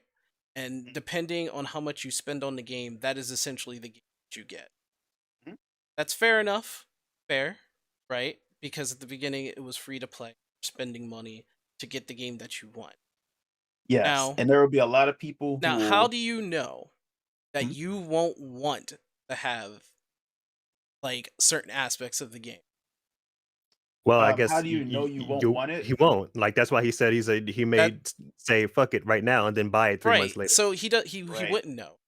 Now, and if that's a free to play game and you spent like a total of $90 only on the character and maybe a few bucks more on stages, right? That's fair. That's fine. You spent your money on what you want on that.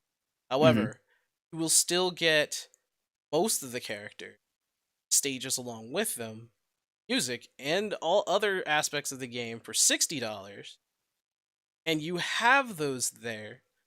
Other Mhm. than like, oh well, I don't really want to play like with items on. Maybe one day someone who comes over and wants to play kind of want to.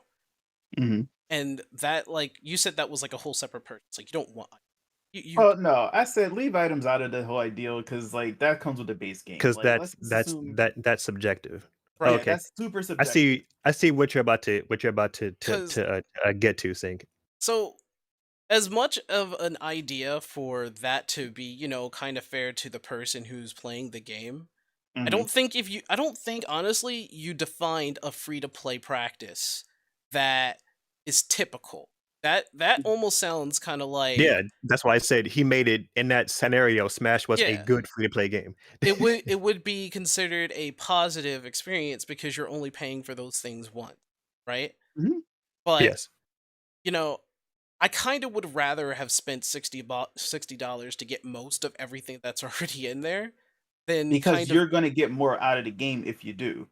like I wouldn't want to piecemeal the game in an Mhm. experience that I don't know if I actually want it. Like I didn't know that I wanted, like, honestly I kind of scoffed at like the trophy hunts, right, where you get to fight those events, and I've been doing them on the side. I kind of like them, so it's like it's a whatever moment, but I didn't know I wanted to play it. I kind of ignored it in the first year. Well, I've been playing but it recently, but like, and I'm not getting the full experience of the game if I'm piecing it up. And I but But could, what if I told you I didn't even play half of the base game because I'm not interested in it. I well, just want to play online. that goes in the okay. So I mean new argument. that goes in the scenario of like, that's your case, right? Mhm. Just like how there's different cases for, it would be different for Panic and definitely for Skeptic and myself Mhm. for the game that is in this state a free to play Smash Brothers game. Mhm. And in this practice, for me looking at it, I'd still say it's a negative. For And you no, or for everyone. it's still a negative even for the business, because people can just get the base free to play and never really go beyond that, right? They could Okay. just get Smash Brothers and still have like the original roster and just stick with the original roster. And then there are people Okay. who are dedicated to getting like all the crap after that, right? And there are not that many people who are that invested into the game compared to casuals who will just get the base. Which So is hear me out. Wait, I'm wait. gonna have to So disagree with that's that. all But go ahead. subjective. no, Yeah, no, Wait, no, Smash. see? Go ahead. Wait. See, Rebuttal. now we're making a lot of assumptions, right? no. Well, Because no. Phrase it differently. Phrase it correctly. For all so three of you, so what's better? so okay. What I mean by that is that there are people out there that will just get like something that is the base and free to play and get what they Mhm. can get out of that free to play, not spend a dime or not spend that much money on it. Like they may Mhm. spend like $12, $20, and then in that case, they're getting less of a value from it. And then there are the people who will spend the $90 and the $60 to get most of the game or all of the game. And still that is their option, but they've already proven that just having that kind of thing, because they did this I think with Super Mario Run, where you can just play the free game and you can then pay $10 to get like the rest of the game, and that turned out to be a failure for them. So Right. So we're not talking about the business though. We're talking about the community. okay, So but But the business is a part of it, like and like I want to make sure that we're all on the same page, because the closing argument now is what's better, an exceptional free to play game or or an okay premium game. That's what we're arguing now. yeah, and see the real question now is what are we really considering? Do we care if Nintendo gets a dub or not? well, Do we why are care we if okay? they To be fair, who who is really caring about the company? Like, right. So are we gonna put that into the argument or not? Because that's your real I'm gonna let you know that you'll fall into a huge trap with that one. no, because if you're thinking about the company, right? And you Mhm. want to you want them to succeed, and that's a lot of the cases with the free to play aspect here, where Mhm. you spend money because you want to see the development of the game. And you're spending more than enough the amount, right? Mhm. That's what I'm saying. That if like in that case, I can't agree to that. Like I would rather spend like a base amount of cash. But The premium. but the argument is like, will that be well off for the company? And Okay, Um, so listen up. I got two more things I'm gonna mention before I let you guys let it rip. So here we go. You guys ready for the deep dive? There's two more things here. All right, so the spirits, we haven't talked about them. Now imagine paying for spirits. So you pay for the boosts that you can give to your characters because there are ways to play with spirits in the game through their story mode, which is the World of Light, and online. You can play with spirits online. It's an option you can turn off for people who just want to play the roster as they are, and then there's people who can play, and take their spirits. So now there's this whole world of people who might want to try to play against people who have spirits, and then you want to spend money on the spirit aspect, or just want to experience World of Light and not have to grind out the spirits or have to do all the stuff manually. They can pay for it. So then that aspect kicks in. Then you can have a lot more money being, let's see, because we haven't found the cap of how much money Smash as a free to play game can charge. But that is a whole world. There are some people who are spirit hunters and they go out and they try to get every single spirit. So if they needed to worry about the money, you don't even need to worry about the competitive Smash community if you're talking about monetizing spirits. That's one thing. Two, what if there was just an option to buy the game and there be a free to play? Like I said with Uncharted. Because Uncharted 3, game of the year, super successful, and they made a lot more money making it free to play on top of actually selling the game. That was a way that they sold the game twice. They sold it to you as a game with a campaign and an online mode, and they sold it to you as just an online because a lot of people are just like, I never even played the campaign. I just played the online. so I'm just like, really? You've never played Uncharted? You should, because it's actually incredible. Like so that's that what got me into the online. how much did you spend on? I would need to know how much was spent on the 'cause On that's what just for a Uncharted? yeah. I wouldn't know. I didn't spend it. Because See, the thing is, well, I mean, the thing that you're talking you about can here, probably look it up, but I can tell you that this is all hypothetical, right? right? And And here, everything is subjective. right? What But when you put it that way, right? If it was just an option for us to do what we're already doing and buy the game at the $90 or $120 value, however much we're spending on it, because I bought Fighter Pass 1 and 2, it's like an extra $30 each, so it's like $120. $120 plus maybe like the Sans costume or whatever else. And if they had DLC costumes, I'd be all over it. That would be somewhere they'd get my money. Imagine free to play games then. The question here is that the gaming community would be better off without them. However, some people would just be okay and happy with the base roster. As a Link main, if that was what it came with and I had to go online with just Link, I get a lot of work done. I think then it's definitely something of a subjective. It's I guess subjective, period. it's subjective, yeah, Synckeeper. but like the scenario that you painted with this whole Mm-hmm. free to play aspect, Mm-hmm. like I said, it's not that wouldn't be a traditional free to play. I would expect like you would have to open a box to get like a chance to get a character. Right, What you're and that's saying, not what necessarily you're what the what reality is in all situations, though, is it? what you're really telling me is that it's a free to play game until you pay for it to be unlocked to be an actual game. until you pay for Right. it. Right. So it's a free to play game till you pay for it, and I'm paying for all these character stages and all these modes, right? Or I could pay the base amount of like $90 or $100 to get the whole game. So in that way, I'd still say no. Well, Well, it's uh, because it's different. Hold up, real quick, panic. It's different. The rules, like this is going to be a not a case by case, but I can't think of the proper term. So case by case. For a fighting game, I feel as though Sync is. Agree more with Sync in that I'd rather pay the premium for a fighting game where the characters are 90 to 95% of the damn game. versus Uncharted, which did something really cool, which other games should follow suit. Because Right. Uncharted is not a fighting game, but they found a way to give people options who don't care about the campaign and only care about the PvP. And in that case, I would say like I don't know that would be play. I would say that's like that would No, be a in free that case, game. Anima's right. I would In say that that regard, Anima's right. I would say that's a free game, which you can pay to unlock the rest of the game. Not Right. a free to play game. And like the descriptions of what a free to play game is, I would say Uncharted isn't a free to play. I would say that's a free game that you can No. pay at the end. No, because free to play games usually have in this caveat free to play. You can play the game without like paying for anything to unlock most of everything, if not all of everything, which is what Opera Omnia does, right? And if anything that you pay for in game is a total option, not that you have to buy anything. What you described in your Smash fighting game that's been piecemealed, you have to pay for those extra characters. Correct.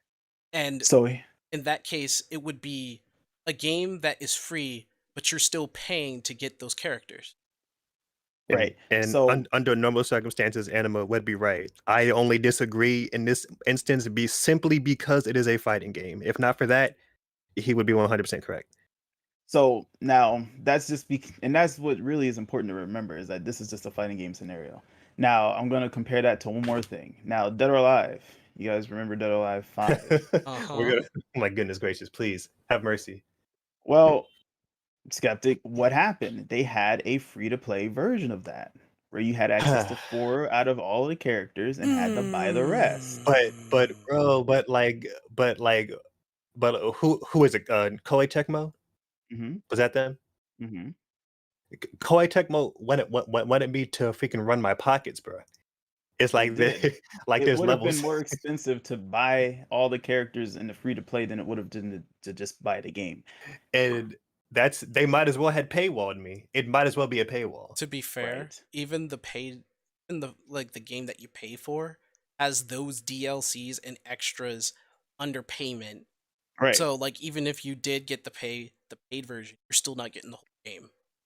Right. So imagine if you replaced that with the free to play aspect so that instead of having game plus DLC, you had game plus free to play. So imagine buying the game meant you still got access to the base game, but then you have the ability to earn the DLC. See, there's a lot of different ways you can slice it, and that comes down to how the company tries to package it. There's a lot of hypotheticals, but the idea is that you're given options. And the main point that I made with Skeptic the other day was that if options are presented, people are going to use them. Is that bad? See, the original problem was choice. People who spend more money than they really need to or than they probably should, or people who are prone to addiction, means that there should be probably a cap of how much you can spend at some point. Loot boxes make that cap. There is no cap. You can just keep spending and keep spending and keep spending. Then it basically becomes like a trading card game, buying booster packs, getting kicked out of targets. All right, like that already exists. That's what loot boxes are. They're booster packs. It's trading cards. But the idea of free to play, even if you're talking about what's a traditional free to play versus what isn't, the idea doesn't necessarily need to be what it's already been, right? Meaning there can be a better way to present free to play games. And Thank you for saying. Go ahead. Go ahead, Panic. Go ahead, Panic. I was saying thank you for saying that because I was about to say who's to say that the way we've been seeing free to play is what should be how free to play is, because like you at one point you were arguing Anima like the way you're presenting Smash is not the typical way of doing it, but who's to say that it is or isn't the typical way of doing it? The way companies have been doing it is probably not the best way overall, but it doesn't mean that free to play overall is bad or gacha games, because I have to separate free to play and gacha games because of Aria Games and Warframe and League, because they're all free to play games, but they're not gacha. So Exactly. So you know what? I forgot about League. League is actually a great example, but like Mhm. it's like a hybrid between like fighting games and that Uncharted scenario because it's a MOBA. You know, like yeah, the characters make up the game, but like you can earn them, and your game functionality does not depend on their presence. In fact, So arguably, you're only going to want like I don't know, like 5 or 6 people out of 100. it's true. That's true. See, I would- that is why I built the world to I would get s- that point across. Well, Yeah, will I know, just- but like it wasn't the best example because Smash is like 95% of the kids, you know. But But imagine like an alternate you reality got where your that point across is though. the game, though. I'm See, so- it's not the best example because it's a good and a bad example. But see, if gaming moves towards free to play, there's not going to be a centralized free to play model. There isn't Should there going be? to just be, Well- and there's probably shouldn't be, but there's probably going to be some that are better than others. So this is where and I imagine that there's room for this improvement. this is where I have to put it in. So the games that you gave in terms of the free play model, you guys gave excellent choices, especially League, since you could play for free, but you could play with different characters all the time. However, I would ask the same question as I said before. What if League was only $20? And you had everybody. And you had the whole roster. Now, Zeke Weaver, it now- doesn't matter. absolutely pay for that. Yes, yeah, doesn't yes. matter. Right, because the gameplay is not hindered of the like the features and like the mechanics and everything else in the game are not hindered by that. So it's like And It's one of those things, Sync, where you can't use that because why can't I? because you just literally said you would rather pay the premium for Smash, and you said why. No, I Okay. said I didn't say I would rather pay the. I said I would disagree with that practice, and I didn't say this. I didn't say I probably wouldn't play it yet. I was going to, and I'd rather pay the premium, skeptic though. said that I would probably pay the premium. I would rather I most certainly would. Yes. I would rather have the whole game, pay for And not pay the for free to play example. right. You're saying you wouldn't want to have it at all. right because I do not like the practice of it. But you also said some people are going to play the game for free. Right. I mean, and that's And that's going to hurt the developer. that will. I mean, that would hurt the developer and the development of the game, especially if they piecemeal it. Well, true So- question. Not Is necessarily this is this good or bad practice? Okay. Or not? Well, in Anima's example, having to pay for like all these other characters, and the people who are just playing it for free for just the base game, there's like what money is going to go towards the development. That's the case. You're seeming to forget your own example of the Wailers. Now, granted, there But aren't a no, lot no, of no. those. Because Anima put a cap on Yeah, the money. like you cannot be well. I guess in the grand What do scheme you- of money, you can't. But you can be the Warlord of Smash because there's a cap. But But what do you you cannot mean? be What do a you mean as a Warlord. cap? So What do you like, mean as a cap? so he said that you only need to pay for. I'm assuming you only need to pay for things once, and then you have it in the. It's only Mhm. just piecemealed, right? So like the total amount of money that you're going to get, like the whole game may end up being just $150, right? Yeah, but okay, wait, hold on. So I do want to put something into perspective here. Them selling the packs, I'm talking about regular Smash right now. Them selling the packs for the amount of money that they are is way less money than the value or what they could put the value of the packs. Yes, True. but you paid 60 for the game.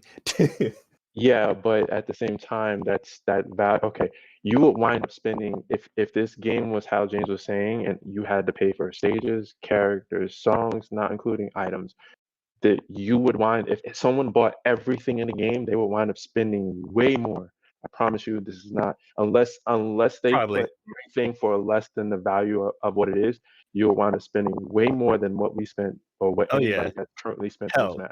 If everything was just $1, it would be way above the Yeah. 120. Even if it was And- just 99 cents, it would be way more That- money. Way more, And yeah. I mean, in that case, like he never gave like value. How much Yeah, that everything was- is. No, But- that but was the there was a point. reason He for wanted that. you to answer we could gauge the response. Like But, that was like- You But- set that expectation. You No, said, no, no, but no. even- Because you, $1, with you $2 not actually. setting, like a cap of like how much everything is in game. Because at first you said, "Oh, I would just rather pay like the $90 for." So I took that as, "Oh, so that's how much everything is." So you never. No. No, you can't that's do just that because that's just what he would do. Like that's what he but meant. even no, he meant that okay. Imagine they sold you the game as a pack. So the premium value, think of it as You're a pack of everything. That's the $90, or get the game as free to play and then pay for the specific things that you want. Okay. And paying for those specific things, a lot of people will wind up going above that $90 value without even realizing it. Okay. Because they're like, go ahead. Okay, so in that case, then I know what you're saying. However, what he was giving an example still had a cap, and if we put a value on everything that's within the game, and it gets to the absurd DOA levels of the cap, then I can see them making a sort of profit from it. However, because of that kind of practice, how many people will be attracted to the game? How many will just stay with the whole free-to-play aspect of it? How big is the game? Because they have to add in all that factors, especially when it comes to the consumers. This is why I was trying to say, because you guys all said that, oh, that's just a big assumption that there won't be a lot of people who pay all that money out for it. No, this has been studied that a lot of people will go for something that is more free and cheap than spend all this money on a certain product that's been piecemealed. And in this case for Smash Brothers, like, I don't know why he did.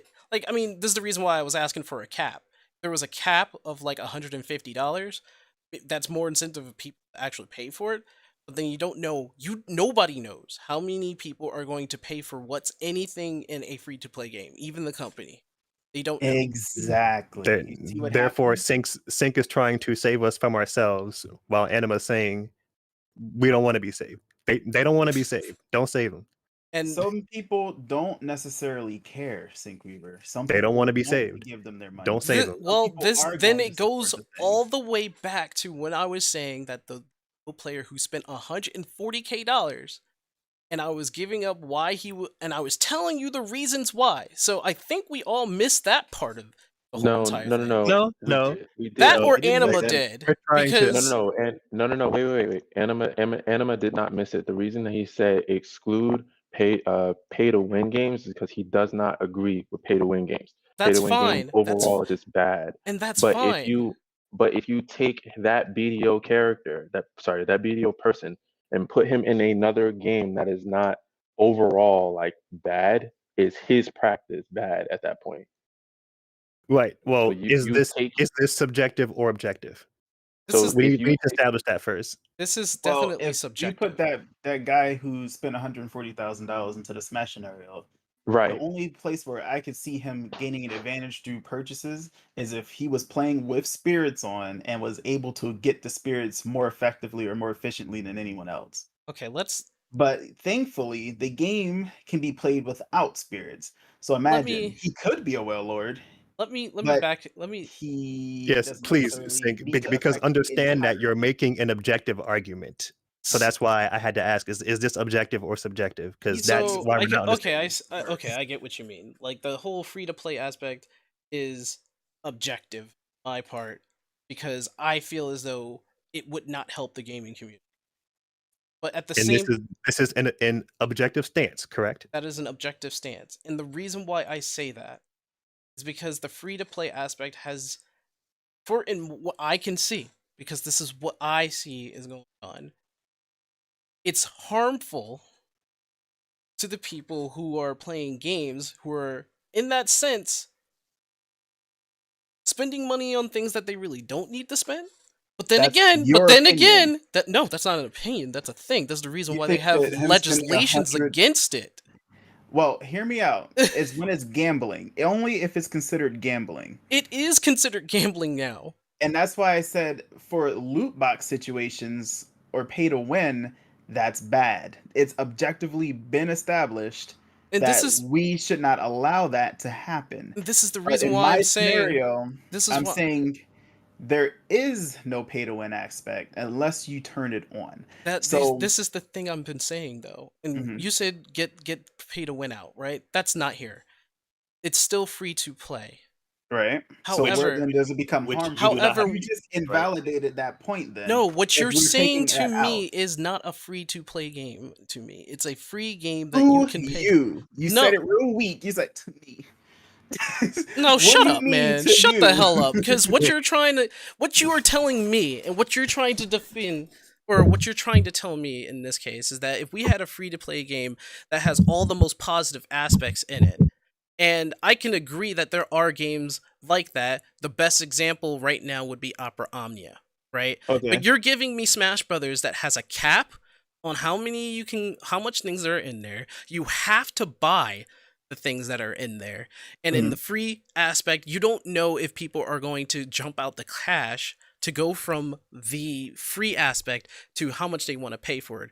And in this case, I still would say I don't think that's agreeable. Because I also gave the scenario of what if people don't know that they want to play like different aspects of the game? Why not just spend the $60 to get the full game, and then the extra stuff like the DLCs they can get later on their own choice, which is not a huge chunk of the game. And Well, what you're hear me out. piecemealing to You already me, what you you're already said piecemealing that. to me in this Smash Brothers game is something that I definitely wouldn't go for. That's you. You said something I So don't agree okay, with. all right. So some people might want to just buy something later. Some people might. The Yeah, idea here is that those people have a choice. and those Your people. example of There no, wouldn't listen. be a scenario like this if free to play wasn't in the aspect of things. I mean, So like, what you're really. saying is Wait, hold on. you don't So, want to give so, them the choice of free to play. but wait, You said that they would be better off without it. my closing argument is Anima is correct in reality, but I still agree with Sync because although that stance is a very like black and white stance, I do believe personally in the outcome, the ultimate outcome of what he's saying, what happened. Now, it's on paper it's wrong because of how things work in reality, and that's why I know that Anima, and I think you as well, Panic. I think you and Anima are agreeing on that. Y'all are right, but I agree with Sync. And I get that, but it's subjective. That's your personal opinion. You're right. Absolutely. And when I say that, it is also his opinion that the entire gaming community would be better off without free to play. You're putting words in more mouths than you can count, my friend. You're not giving them the choice. Okay. You see. So that's the difference. I okay, agree. I will agree to that. That would be my opinion. Okay. See, that was the question. The original question or the original statement was the gaming community would be better off without free to play. I'm just like, my first reaction. So why didn't you just did you not ask if that was an opinion? And did I not answer that with yeah? Yes, but like the confusion of it got confusing because you had an objective stance and I wasn't sure, at least anyway. The only reason why I went into that stance is because he was detailing it as much. He didn't. Yeah. He didn't keep it to the. Hey, do you think this is an objective view? And I would have been like, yeah. That's because he was trying to like to gauge. So instead of going Phoenix Wright, I was going full on Phoenix Wright. He could have just kept it simple. He was trying to gauge you. No. The whole point was to gauge your entire. Like we were trying to find the holes in the right. Yeah. No. And I was trying to find the contradictions in the holes because. Right. Let me hear this. Because Last Order Films has said it. So players will always flock to free-to-play games, by the way. $60 is a high price point for quite a lot of people as a barrier for entry to just try something out. Yeah, that's fine. The point is you're giving people a chance to try something before they have to commit so much of their money to it. And that's called a demo. Yeah, and demos don't always give you everything. They don't give you the experience of playing online and getting into it. Like some people actually make a decision based off of just that is actually a great question. What's the difference between free to play until you pay in the demo. So the demo limits the experience. By demo, you can't pay content. extra more in a demo to get like piecemeal parts but like of the game. I've seen demos that give you just as many features as a free to play until you pay. Like and most people would Crystal prefer free to Chronicles. play over a demo. Oh, Crystal because Chronicles. It gives them more. Oh yeah, that is that true. they can Crystal Chronicles. experience. See, the question here isn't so much as if the gaming community would be better off without free to play. That was my question. That was Sync's question because that was Sync's statement. It wasn't a question. That was my answer. That was your answer. But my thing is, free to play opens up so many options for people, and the way that it's been presented, much like Panic highlighted, doesn't necessarily mean it's the way it has to be. There are last story. You were right about the free to play. But free to play isn't essentially a demo. Because as we all know, a demo is a demonstration of the game. It doesn't have everything in it, whereas a free-to-play game has essentially everything in it, and all you have to do is pay to get further. So, in my example... So he's not really... I mean, he's not really taking, like, a side here. He's just giving the statement of, like, people will go for a free-to-play game, definitely because of the concept of free-to-play. Right. It's a good concept. So whereas like people who want to try out a game, this is the reason why I said you can always have a demo. And then they can, if they want to, pay for the game later. Like, I understand $60 can be a steep price, right? Especially like back in the day where cartridges and stuff were like $70. Which I can perfectly understand that. And So, that my statement is still like, if the free to play concept was still around, like overall, like you're giving people options, sure you're giving people options, but you're not giving them like a demo. It's consecutively, it's like two different things, right? Like a demo has we don't got to keep talking about demo to free to play. The real main concern here is that there are people who are going to want the option. And that is the original crux of why you have an issue with free to play. People also have the option to overdo it. That comes down to two things: person's personal choices. You can't control what people do. All right, you can regulate it, but you can't control it. So it's much like how they came out with the ESBR, or whatever you call it, I can't remember, the rating system for games. They don't want kids playing mature rated games. ESRB, Thank you. ESRB. But does that mean that they don't get their hands on them? Is a mature, violent video game necessarily going to make kids violent? You know what I mean? Is there regulation around preventing kids from getting those games? Absolutely. Does it stop them from playing them? Absolutely not. The thing is, you can't take the option away, because the whole thing that they were trying to do was to eliminate violent video games. Anything with a gun so much, or blood, or violence can't be in a video game. That's what the whole entire campaign against that was. Remember? Okay. Now, you're basically doing the same thing by saying that free-to-play games shouldn't exist because they're bad for the game. I never said that. First of all, you just put a word in my mouth. Now, did he or did he not just say that the gaming community would be better off if free-to-play games didn't exist? I said that. That means that. But no, you said that. No. First of all, you said that free-to-play shouldn't exist for everybody because it's bad. I never said it was bad. I said you're saying it's no. Again, you were putting words in my mouth. So then define your level of bad. So you said I never said it was. I never said that this. I never said that free to play was essentially bad. When have I ever said that? Well, no, he didn't. Get rid of it entirely. He didn't say that because he believes that it would ultimately improve the quality of the community. Oh, and so he's goose stepping around this idea that free to play. Oh my god. Yeah, no. You know what? Okay, listen. You know what I will say?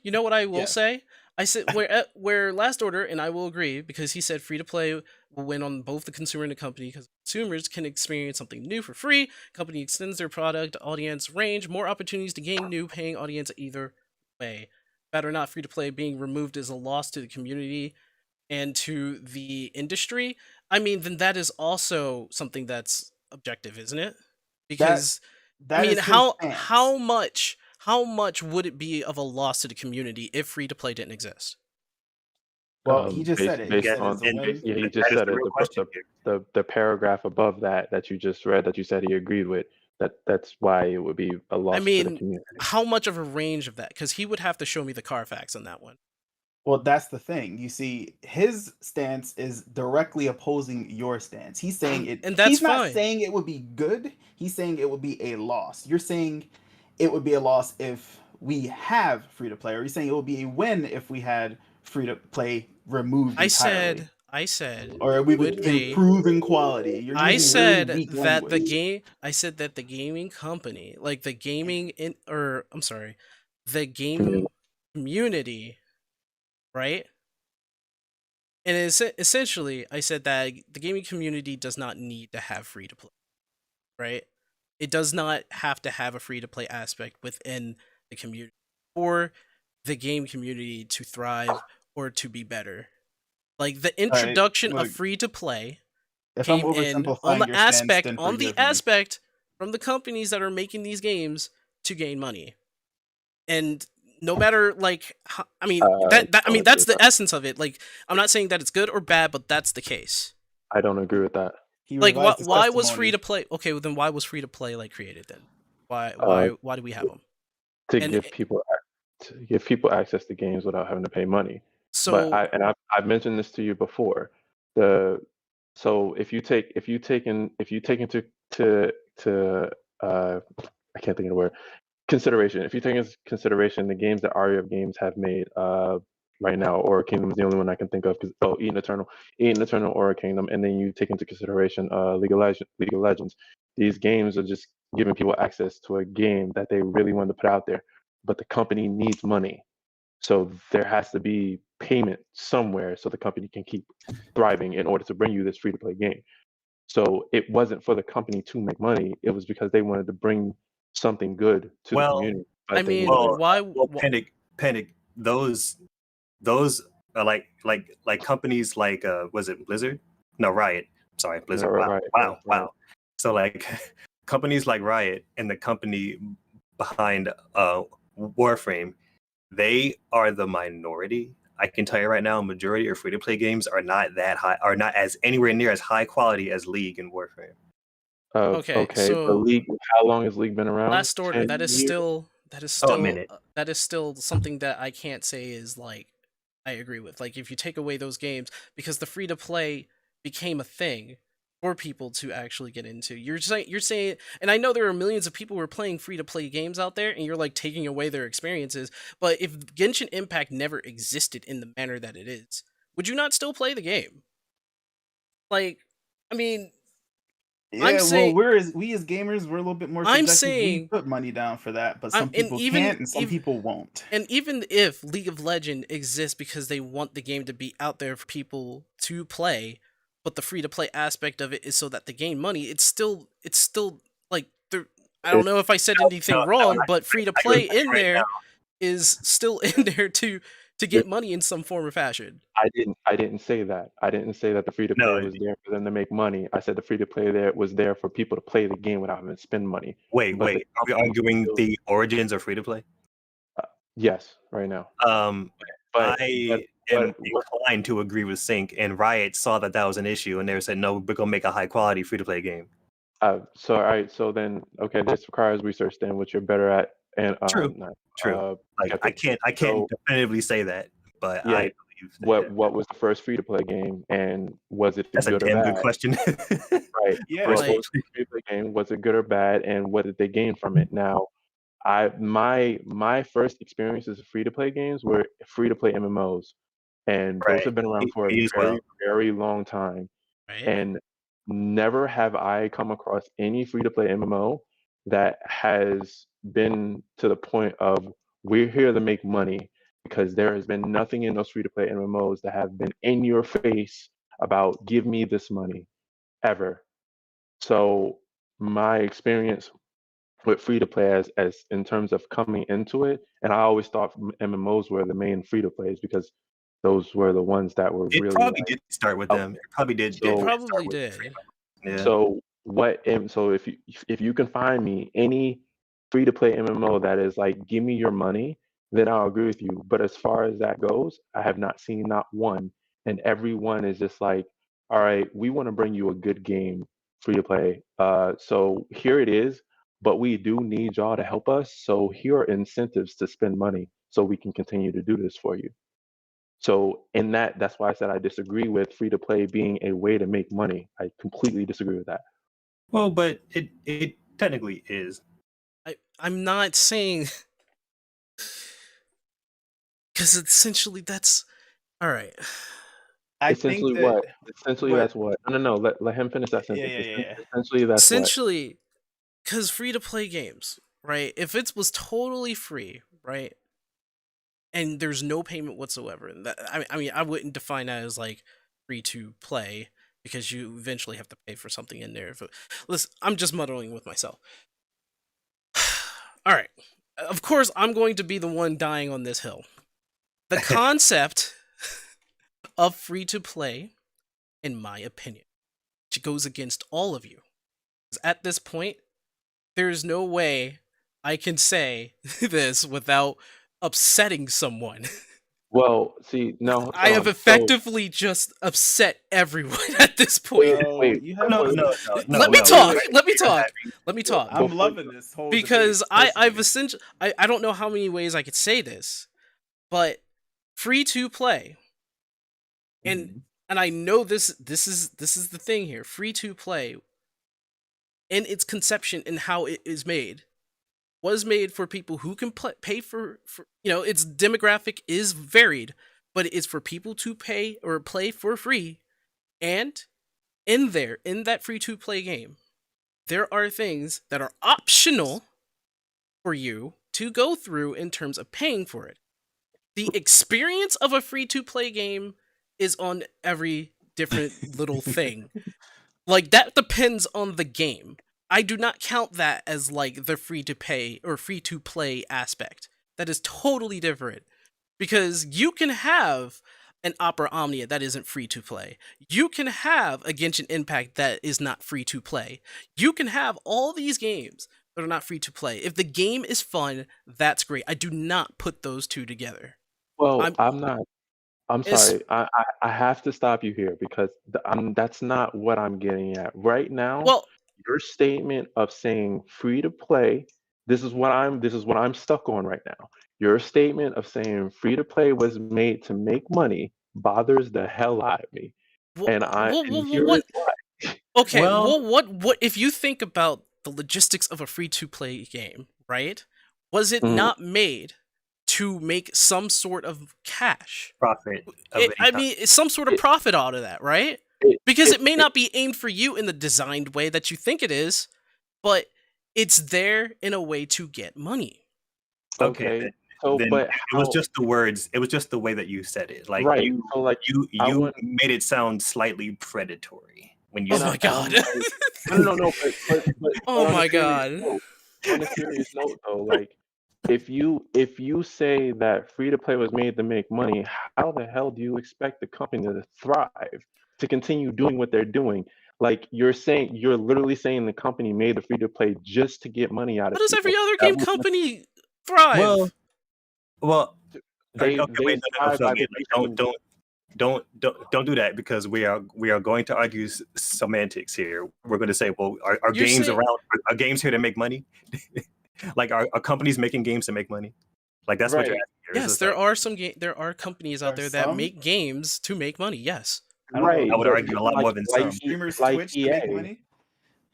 And some of them do, like, but that's the thing is that you're saying that was the main point of it, and that's where I disagree. Companies may have made it into that, but that was not the original main point of a free to play. That's actually worth looking into. I'm gonna I mean, look that's into that. something that would It have to is. be researched. Like, we Yeah, don't. no, you're Nobody right. really. You're right. I just said earlier that would have to be researched, but this is what I'm saying. I disagree with you. I don't think that the main point of a free to play is to make money, as in its original thought Like someone said, you know what, I'm gonna make a free game just to pull money from people. I can get that coin. Really? Really? Like Yeah. I personally don't think people are that evil. Like I believe people would see that and be like, oh shit, this is a really good way to take advantage of people. Let's do that. I definitely think people are able to do that, but I don't think the original thought Like, was to take advantage of people. Sinkweaver, think of it this way. The original point of carnival games and boardwalk games weren't to scam people out of their money. Right. Some people Really? took it and turned it into that, you see. Oh, Right. yeah. So I actually did not know that. that's, I mean, that would be kind of like that would be the same difference, because I'm not saying that the games themselves were made to make money. I'm saying the free to play aspect of it is. And I know people were bombarding me with like, all companies make games to make money, and I said, yeah, that's true. I'm not going against Shout out that. to Lifecore Films. I'm not going You mean against that that. right Like he's like yelling at me in chat, but and I know that I never said that game companies are not making games to make money. And I mean, where do you think the free to play aspect came from? It came from these companies, and well, that's I'm saying, and I've said this multiple times. even I if do you not didn't get your like point the across. concept of the free to play model. I don't But know. that doesn't mean that we'd all be worse off without. We'd all be better off without it. That doesn't mean that. See, And my in thing my is, opinion of the hill that I'm standing on, I think it would. We would be, and that is the crossroad. That right there is like, we're not misunderstanding. We're at a point now where we just don't agree with the other person's opinion, because Right. now we're talking about a subjective outcome. And Yeah, I was done with the conversation up until the point where you said that about free to play. That's why I said I was stuck on that. But go ahead. right, and that's why I'm like this whole entire thing was just for me to say something that I've said earlier, which, Well, Anima wasn't present to really hear it, so that's why. well, I Oh, mean, yeah, he that's what was we revived present. this. He was in the audience. he was No, listening not chat, necessarily. weren't you? Not for the past I couple mean, times where you brought not this while up, he's been like doing things. been Oh Like, yeah, busy. you were on vacation, so you but could. I in the came in and I vacation and put- I his put on my birthday, duties. it's like, Yeah, like I was out in the TP over the last week, and before that, it was my And, birthday. like, So and like, all he heard was like the like skeleton of what I told him about the conversation. He didn't hear any of the details, and I told him your objective opinion, and he was like, and oh wait, what's the meme now? And he took offense to that. Oh, yeah. And so I took that personally. he took Yeah, offense to my I took that opinion. Oh, that's great. I was took like, that I'm mad I personally. wasn't there for that one because I'm like, man, I would have put up my dukes immediately. But here's the thing. Here's why I brought it. I revived the topic just so I can take my crack at it. The main idea here is that, much like money itself, is not evil. Money is not the root of all evil. Money makes you more of what you already are. It's choices. It's options. It's not. That's actually a objectively great bad, comparison. right? Exactly. Oh shit. I'm sorry. I'm completely. This is on the same topic. So I literally just looked this up, and this is going to get. This is the reason I said oh shit is because it's going to get skeptic. Listen to this line real quick. Matt Mahaly created the first known business model to exchanging virtual items for money in an online game in 1997 for the flagship title Akia Dreams of Divine Lands for his corporation, originally Akia LLC, that later became Iron Realms Entertainment. The free-to-play business model in online games was later realized by Nexon in South Korea, Oh my skeptic, god! to a Stop it. degree first catching more major media attention at the time. The first Nexon game to use it, Quiz, was later released in October '99. Its creator Lee Swengjan would go on to create MapleStory. I knew. As soon as you said Nexon, I said, "Oh my god, he's gonna bring Yeah. up MapleStory." So I did. Akia Dreams of Divine Lands, Quiz, and MapleStory were the first three free-to-play games, all Okay. MMOs, if I'm reading that correctly. Okay, and these people are the parents of a free to play model, and The granddad, daddy, and son. right, and like companies were like, damn, this can be easy money. Bakiado Koniado.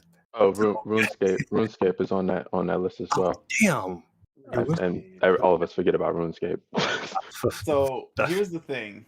I'm gonna go back to my analogy here. That it's objective. See, and what Mark, or sorry, I should say Skep, because I'm so into it now. Listen, all y'all What he sweating. basically said, I know, doxing We everybody too like comfortable, that's why. I know. man. Listen, No, what the next step is, Sync? Panic. 100%. 200%.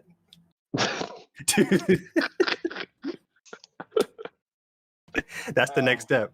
But no, continue anyway. So money isn't objectively bad. It's not one. So because people do bad things with it doesn't mean you should remove money itself. Well, I mean, if the point of Nah, you bro, saying we need to save them from themselves. if the point of all that was to prove that free to play isn't bad, He never I never said You that. never necessarily said that, but I've never said that, nor are you. Am I trying to analogate that it is conscriptually like just awful? I said that it is a concept. Let me tell you this. I'm not done. If one were to say that the world would be better off, or the human race would be better off without money or currency, fiat currency. Okay, your specific argument.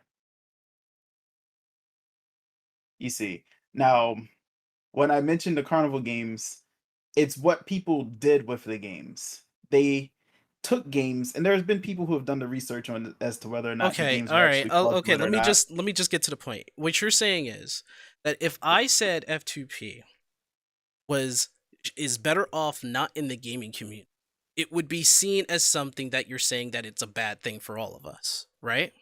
I mean, you're saying we'd be better off without it. Simply the removal Either it's of useless, option or is what he's saying. Something. There has to be some disincentive to having it, that if we removed it, it would be an improvement.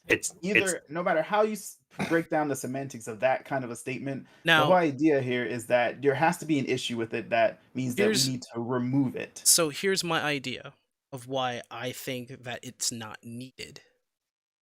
I think that if you can make a game that has quality, and there are games that have free to play, but the quality isn't just like up the snuff. It's that way for the free to play concept to be in there. Or it's how it's handled. Or like MapleStory, they came up with MapleStory. Now I don't know if that's a quality game to you guys. I thought it was fun. I actually will say that MapleStory was fun for me.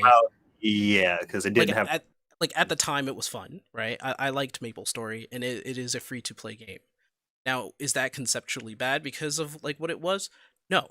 Because free to play in that aspect was a definitive option that you can pay stuff for, and even in there was a cap at where you can buy things. For the exception, I think for one of those like a gem, I think that you can use to power up your character. I'm not really too sure. To be fair, and I'm saying this for every every free to play MMO that I've played, you say there's a cap, but there really isn't, because there are reoccurring resources that you can buy, not necessarily currency, but like EXP charms, item charms, stuff like that to help with grinding. So there was never a cap. So there was never a cap in that. Like for me, for MapleStory, I didn't know if it had a cap or not. All I know is that you can buy a wing, you can buy a suit, and you can buy just like one-time things, and I'm like, okay, yeah, that's fine. For like MMOs that I know, that like what you said, Panic, yeah, there are EXP charms, and I don't know if that's like the free MMO practice of today. If that's the case, then probably. I mean, hey, if that's the case, then that's the case. But it's still the option in there, and I still can't unsee the practice within it. Well, that's what I'm trying to get you to highlight. See, you're saying to get to the point. I'm saying you're targeting the wrong thing. You're targeting you're targeting the free to play game. You're not targeting the mentality that corrupts the free to play game. You're saying free to play games themselves. No, because I'm saying you need to specify, is it the idea you're that saying, I could give less you're and saying get more? that if the idea of what comes from free to play, if that didn't exist, then it would be overall better. but that idea wouldn't come out if free to play didn't exist. That's incorrect. No, Because I because can buy Devil May Cry, and there's still endless, bottomless DLC I can buy in the form of orbs, Currency. okay, right? and that's on your part though. That's like, if free to play, I mean free to play exists, but just like Last Order, Panic, Skeptic, Aeon, doesn't matter who it is, their take on that free to play within that game is up to them, right? And we already proven that point. However, it also brings out a bunch of other things. Now, the idea of spending so much money on something that is free to play, that's on the person, right? But you can't get rid of that idea. There always Okay. will be people like that, no matter what. Destroying an idea is harder than finding Breaking a an animal. needle in a 20-kilometer haystack. It's just not going to happen because there will always be people like that. Now, Enema and Panic do understand where a Sync is coming from, and me as well. Understand that that the vast majority of free to play is subpar. Understand that, as it is right now today. Yeah, that is the reasoning. I don't disagree with that, but just like Anima said, is that the free to play's game fault, or is that That is- humanity? Oh no, not at all. That's it's not the game's fault. Yeah, it's it's definitely not- It's not even the model's fault. it's a people's fault. it's It's people's humanity's fault. Right. And my stance is because it's people's fault, and like it's you can't really like kill an idea, or like it's much harder to change people's minds. I'm like, fuck it, like chaotic neutral, fuck it, toss. Like Yeah, that's literally what your ass is. again, and I'm wrong for that. I know I'm wrong. Like in reality, I am wrong because I am killing creativity, and I can't sit here and act like that's not wrong. So, but I just happen to agree with Sync that I feel like it would lead to something more positive. I'm saying that like you kind of don't. I mean, you don't need a free to play model to make creative games. We all know that, right? Well, it's not about. Well, you don't need one, and but it's not like it's not like if it didn't exist, we wouldn't have like legendary games that we already have these days, right? Well, what legendary free to play game is out there? And don't say Opera Omnia or Genshin Impact, please. I'm about to say Genshin Impact, bro. It really is, like you need to understand. But League, okay, and so maybe Warframe at this point. But definitely League. Maybe Warframe, right? Yeah, I'll give Warframe that. I'll give League makes so much money. League, Smite, and Dota. No, bro. Smite, no, yeah, bro. Dota. You like? I don't think you truly understand. The amount of money that League rakes in. So those games are free to play, right? However, and this is where I have to take a different take on this. Like League, you can pay for a character and that's one and done, right? You can just pay for the character. Mm-hmm. And same thing with Dota and Smite. You just pay for a character and have it forever. Whereas in this is where I'm saying free to play isn't conceptually or isn't like bad, right? Because in that case, you're playing something for free, and if you like a character that was out that week or something like that, you could pay for it. Okay? That's fine. That's a business model, that's a concept for it. Now, in that case, all's fair is right there. All's fair. But they could have made League or Dota or even Smite in a different kind of way that didn't have to have free to play aspects to it. And even still, I wouldn't technically say that what they're doing is ultimately egregious in the free to play. If I can call it free to play, I would say it is a free game, which you can pay certain things within the game to have permanently. And I mean, hold on. I know it's confusing to think about that because it's like what you're defining there is the same thing.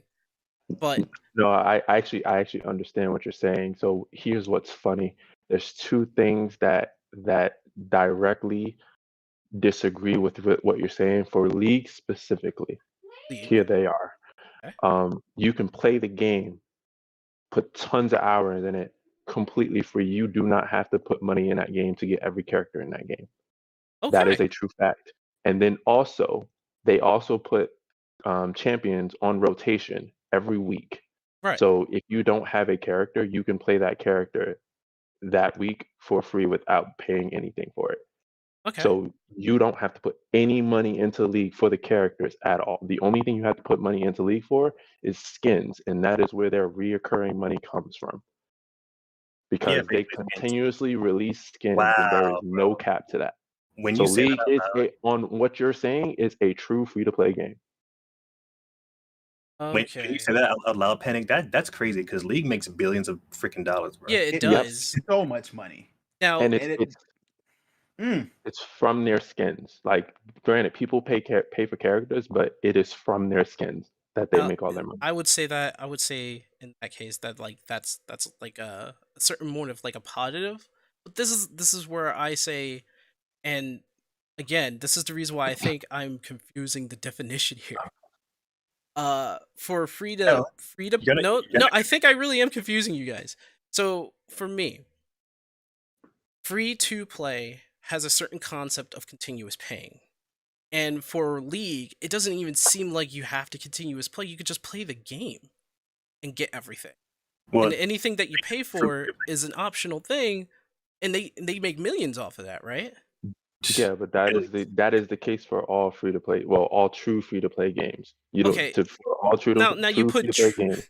you put true in there, and I don't know what your definition of like a true free to play compared to like well, free to play games nowadays. if we're gonna do that, then like we need to switch stances. See, that was Well, okay, so we were forcing okay. an ultimatum. All right, Well, fair. hold on. So Before you go into it, let me just say this, just to give a visual. Sync, what I'm trying to get you to do is to exorcise the demon out of the medium, not to shoot the person the demon is in. Like, think of it that way. What would you Like, get rid of? I'm trying to get you because now I have to to- ask you, what would you get rid of? Then He wouldn't give it of anything. He would provide more options to the player base. Eventually, that's just feeding the demon. No, eventually, look, let me at least express this because that's not really what I was getting at. But if I were to take that stance, what I'm telling you is that there's two ways it can happen. You can exercise the demon itself. So, like, free to play being held hostage by the demon. To exercise it, we have to highlight what makes free to play predatory, what makes it bad for the community. You can remove that from free to play. Paywalls. And make it so that it's still successful without those aspects. Okay, But so, if I were to hard say, okay, well then we just present more options. Well then eventually the whole entire model adapts into the bad stuff becomes obsolete because the bad stuff will get less attention and less money if the good stuff, that's things that are doing things right, completely yes. What's the word? What are okay? What are the Make bad obsolete stuff? the old poor stuff. What are the bad stuff? You gotta Paywalls. tell me. Okay, A lot of paywall people is are not saying essentially paywalls. a paywall is not essentially free to play. That is implemented in terms of a certain kind of like, I guess you could say like a practice. That's not. paid You can So, have a again, that's not the paywall bad and thing. you can have a paywall in a game that you paid for. So that's what I'm saying. Yeah, like a $60 game is a paywall. Oh my god, itself is a that's paywall. even more egregious. I will say this, but to what skeptics, not skeptic, Sync said to me earlier, what a true free to play game is. I said true free to play because you were saying earlier that a free to play and a free to play game and a free game are similar stance. So I said true free to play to ignore the free game aspect. But yes, to add to what you're saying, what Last Order just said, pay to win out of free to plays, that needs to go. That's a bad aspect. Yeah, pay to win. Just destroy it entirely, please. Please. Like don't shoot the thing that is possessed. Yeah. Because it has been possessed. Like we have a thing that isn't objectively bad that has been possessed by bad practice. This is the reason we need why to eliminate the bad practice. This is the reason why I think I'm confusing you guys. Because now I have to get. Now it's probably the whole literal thing again. So, a free-to-play game, in my definition, is a game that will endlessly, if it has the option to do so, absorb money out of something or someone. Well, that's not what a free-to-play game is. Then you have to remember that that's what I'm saying. That's what I'm saying here.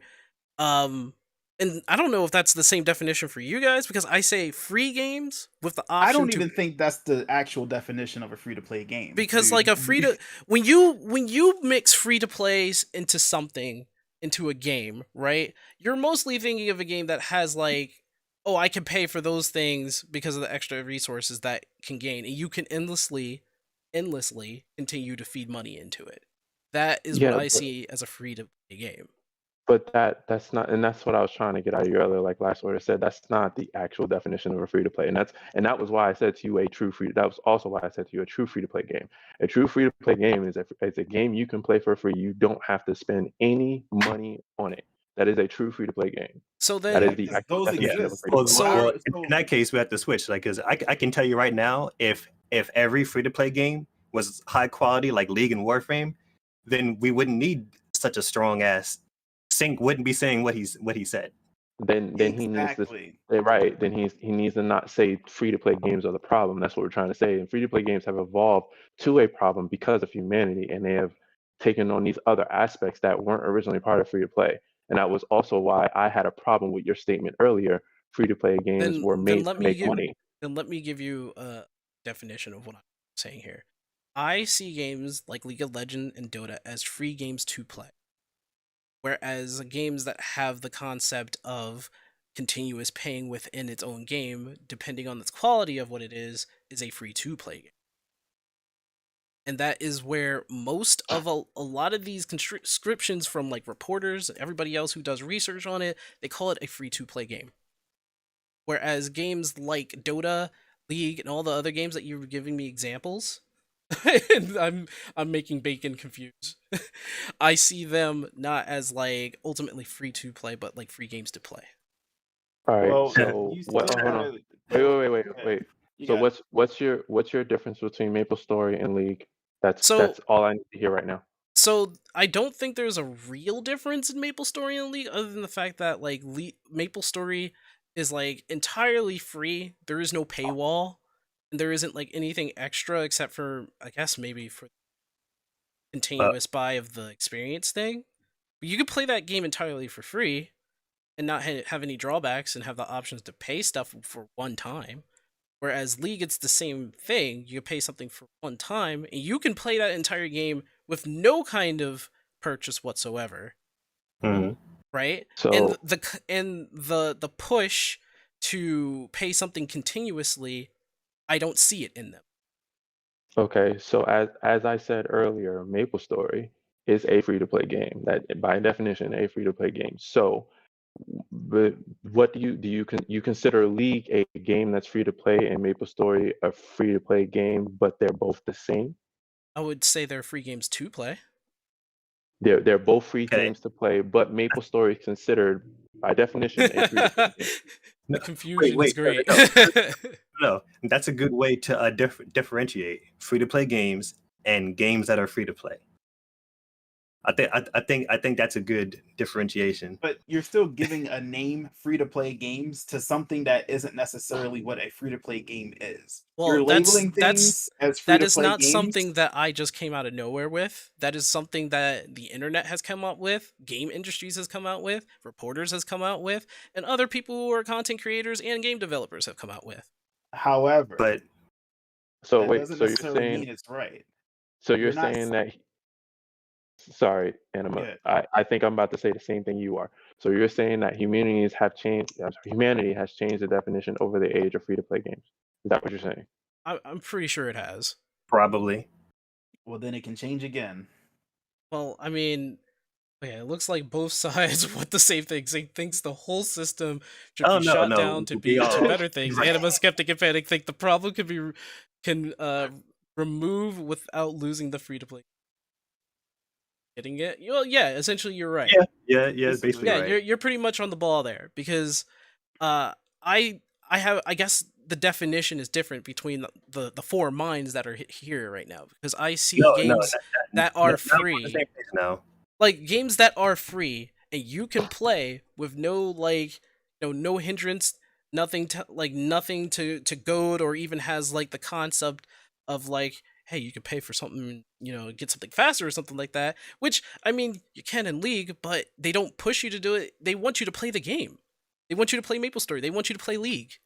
And they want you to play all those other games. But free to play in today's in today's aspect, and I guess this humanity has kind of fucked it up.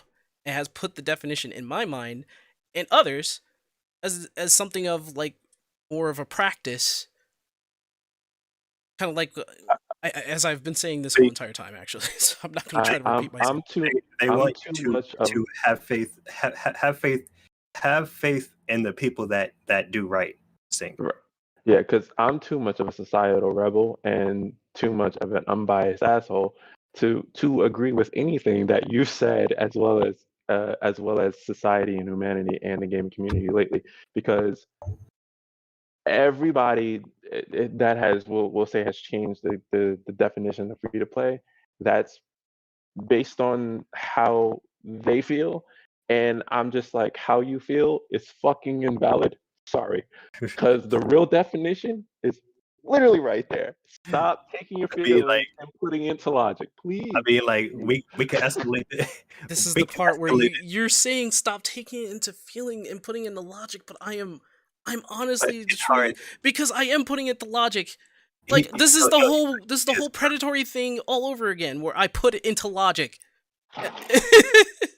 but you all understand what you're, because right? I understand what you guys are saying, and I'm thinking this is more of a kind of like an emotional kind of thing anyway, rather than putting it into logic. He says you need to remove free games to play category and realize there's just free to play, but there are free games to play. There are free games to play. There are free to play games. You ever go to a Flash website like Albano Black Sheep and play Flash games for free? Those are just free games, buddy. Those are free games to play. You don't, but you don't gotta say free games to play and then treat that like you can play Uncharted Online for free or something like that, because you don't have to spend money. Like you're over generalizing. Okay, so it's definite. So it's definitely how I define free to play games. Yeah, you need to go do some homework as to the very specific things you would like to not see in the gaming community, such as the poor practices of, like Last Order said, resources through pay. Like limited resources being given to you to game, and then when they run out, you got to pay for more. Whale lording, which is when someone can get an advantage through the sheer amount of monetary investment that they have to beat everybody else out in the game.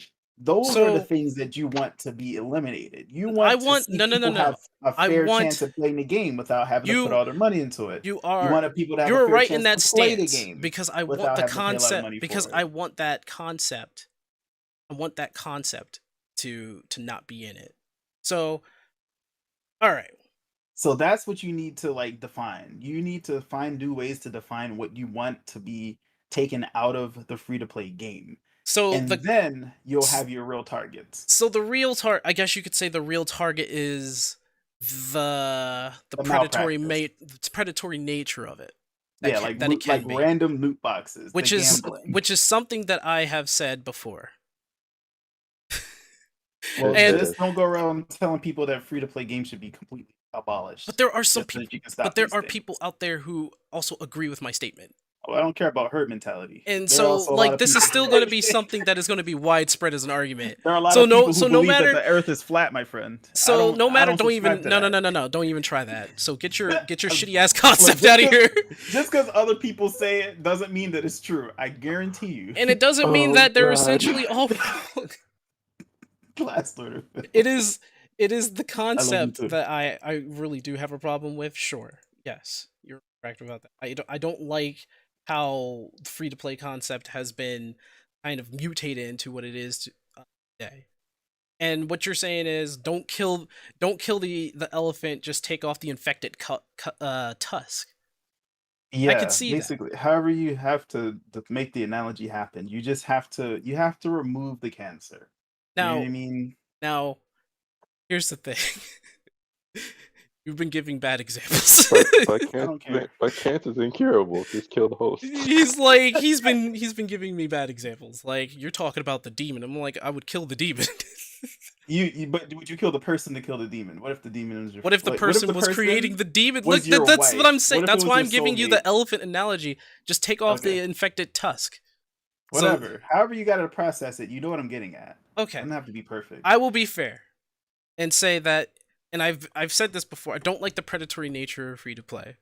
My thing in my head is that if free to play was not here, and if it's not here, it could be just, it wouldn't hinder anything and it wouldn't stop progress of good games. I don't see, like, I don't play a lot of free to play games. That's the first thing. In fact, I don't really play Genshin no more. I play Opera Omnia. So, like, when it comes right down to it, the problem is the predatory nature within the free to play games. But when I talked about predatory before, that was also a hand in the ass. So, an ass pull? I've said this on multiple occasions where I was like, I don't like the concept of it. And I think the general consensus of free to play in terms of the concept of free to play is that it's a free game to play. You know, it doesn't really hurt the industry or games as a whole. However, I went with the mentality, if one part of your field is infected, burn the whole thing. But yeah. but like I said, the reason why I can come to that conclusion is because, like, I don't really think free to play, like, it really doesn't really change anything for me. I'm sorry, bro. I'm imagining the imagery, like, oh shit, that this part of my crop got infected. Let's just toss a player to the whole team. We need to burn the whole field. What? Yo, that's what he's doing though. Tell me I'm not wrong. No more Maple Story. No more League of Legends. So okay, because of Mario Run. Let's come to an impasse here. So when I say the concept of free to play, know that it's the predatory nature of free to play that I don't like, and that I think that if I can imagine free to play games not existing, I don't think it would change much of anything. It wouldn't change the predatory aspect because you could still have people pay $60 for a game, and but it wouldn't change that gambling stuff. It wouldn't change. FIFA ain't free to play, last I checked. But it's one of the EA games. They aren't free to play, but they're one of the main offenders. They have it anyway. You know what I mean? But at the end of the day, you can still have those malpractices exist without the free to play model. Then nothing really. I guess then nothing would change. Exactly. Right. Nothing would change by getting rid of the free to play model. That's my argument. Originally that's what me and Anima were trying to say. And that was actually what I said. Want to change. Okay, no. To be fair, none of y'all said nothing would change. When we first talked about this, because I was in the original conversation. That's said basing the argument off of saying. I thought that was obvious. Yeah, that was implied. No. You were down. You were basically shooting my idea down. And that wasn't the goal. Their argument is a moot point because nothing would change. Yeah, that originally when we said this, I had said to you, I don't agree that anything would change. Nothing would change. Okay, I did not hear that. I heard. I didn't even get that. I heard rebuttals. No. This wasn't today. When we initially had this disagreement off chat. Okay. You, me, last order. That was what I initially said to you. So okay, so I remember that, and we were talking about how I was defining predatory. Yeah, but so when you had said you feel that the community would be better if free to play games were to go, I said no, it wouldn't. They would just find another way around it. That was how that would go, because the free to play is not the problem. Humanity is. Right. And you know what? I said. They probably would. I'm just on my chaotic neutral, and I'm willing to roll that dice. I said, well, you know what? If they make everybody pay for a premium, I guarantee you more hell would get raised when they do some fuck shit. But that's just me. That's just me. At the end of the day, though, like, the whole point I was trying to bring about, I already put it in chat. It's removing the free-to-play model to eliminate the issue it brings. Not only does more harm than good, but doesn't even stop the thing he actually wants to stop. Well, that was my case, though. Like, you're saying it brings more harm than good. But what Panic just said is that it just does nothing. Well, both. No, I happen, said it doesn't help. actually. No, I said it doesn't help. I said it doesn't help. It doesn't doesn't help, but help, it Dude, doesn't yeah. because everything would stay the same. And And it my gets rid problem of options for people who need them and the want them. my problem with what you were saying is that you made it sound like getting rid of free to play would harm it. That's what Well, that's what I'm not sure about that. But No, because that's all I when he said that it would damage like the gaming community.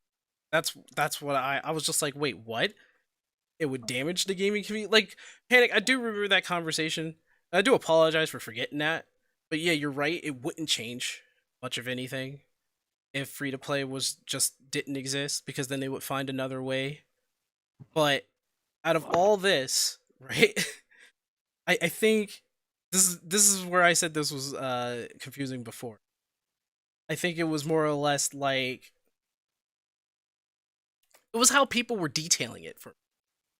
Because I was saying that free to play is not a bad thing, but I don't. But I was on the hill saying that if free to play didn't exist, we would have a better gaming community. Now, I don't know if it's a fact or if it's an assumption, but what everyone is saying is no, because it would still be the same. It pretty much doesn't necessarily mean that we won't have those predatory practices that are what you have. I think I've said this before, is that I don't like the predatory practices of free to play.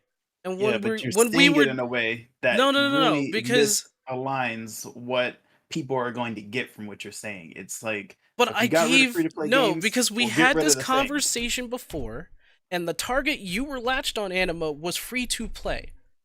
I was talking about the concept and the predatory nature before all this, and when we got into the nitty gritty, and even off the podcast, that I said I did not like the concept of it, nor the predatory nature of it. And it took a while for people to understand what I meant by the predatory nature, because people had a problem with me saying that it's predatory. And I was like, well, in the definition of predatory, free to play has that within it. Yeah, so we just exercised the demon, like I said. So anyway, instead of burning all the crops, we're gonna try to remove the infected ones, or however. How about next time we just get to the nitty gritty? Because like going around and giving examples does not help me. When you're trying to make an example that means, oh, let's just kill the demon. I'm like, wait, are we not feeding the demon? I was like, no, we don't want to feed the demon. So like, in this case, God help me. Please, myself. God help me. With that, the concept is the end of our podcast. The concept, because you know, I think most of the chat, if not all of the chat, understands what's going on, and we are now spinning in circles. Okay. So, okay. So with that said, look, the whole idea I was trying to get across was just try not to confuse the two. You know, don't confuse the good crops with the bad crops. Or real quick, close out for me, guys. I gotta go. All right, bye, everybody. Get the hell out. Hey, hold on now. Hold on. So you can find Sync Weaver at Twitch and YouTube. You can find Skeptic on the podcast. You can find Panic in Your Nightmares, and you can find Sync out in outer space somewhere. That's about right. Yeah, that's about right. Yeah, because I don't feel like he's an Earthling. He's just saying. I feel like you're from a different planet, my friend. My first name. So. Yeah. So anyway, falls in partial understanding.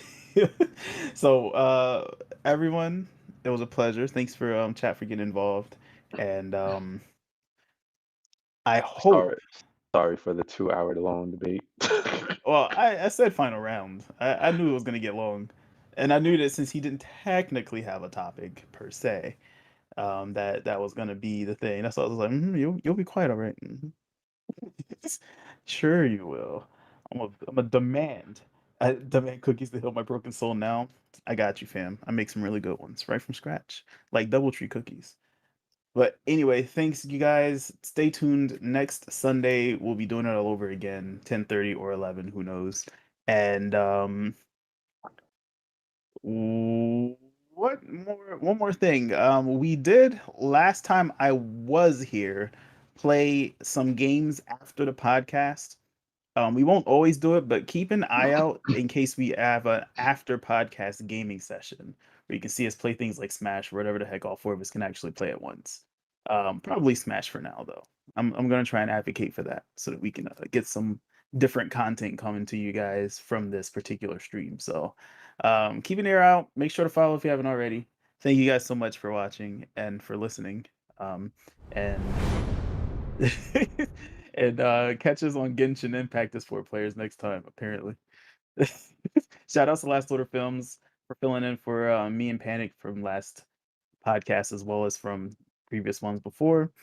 And yeah, guys, thank you so much for being with us for how long has it been now? 3-4 months? It's been a while now. Thanks for any of our longtime listeners, and we appreciate you guys. We'll see you guys next time. Anybody else? Anybody? No, I'm good. Okay. That'll be good. Cool. All right, y'all. Have a great rest of the day and an awesome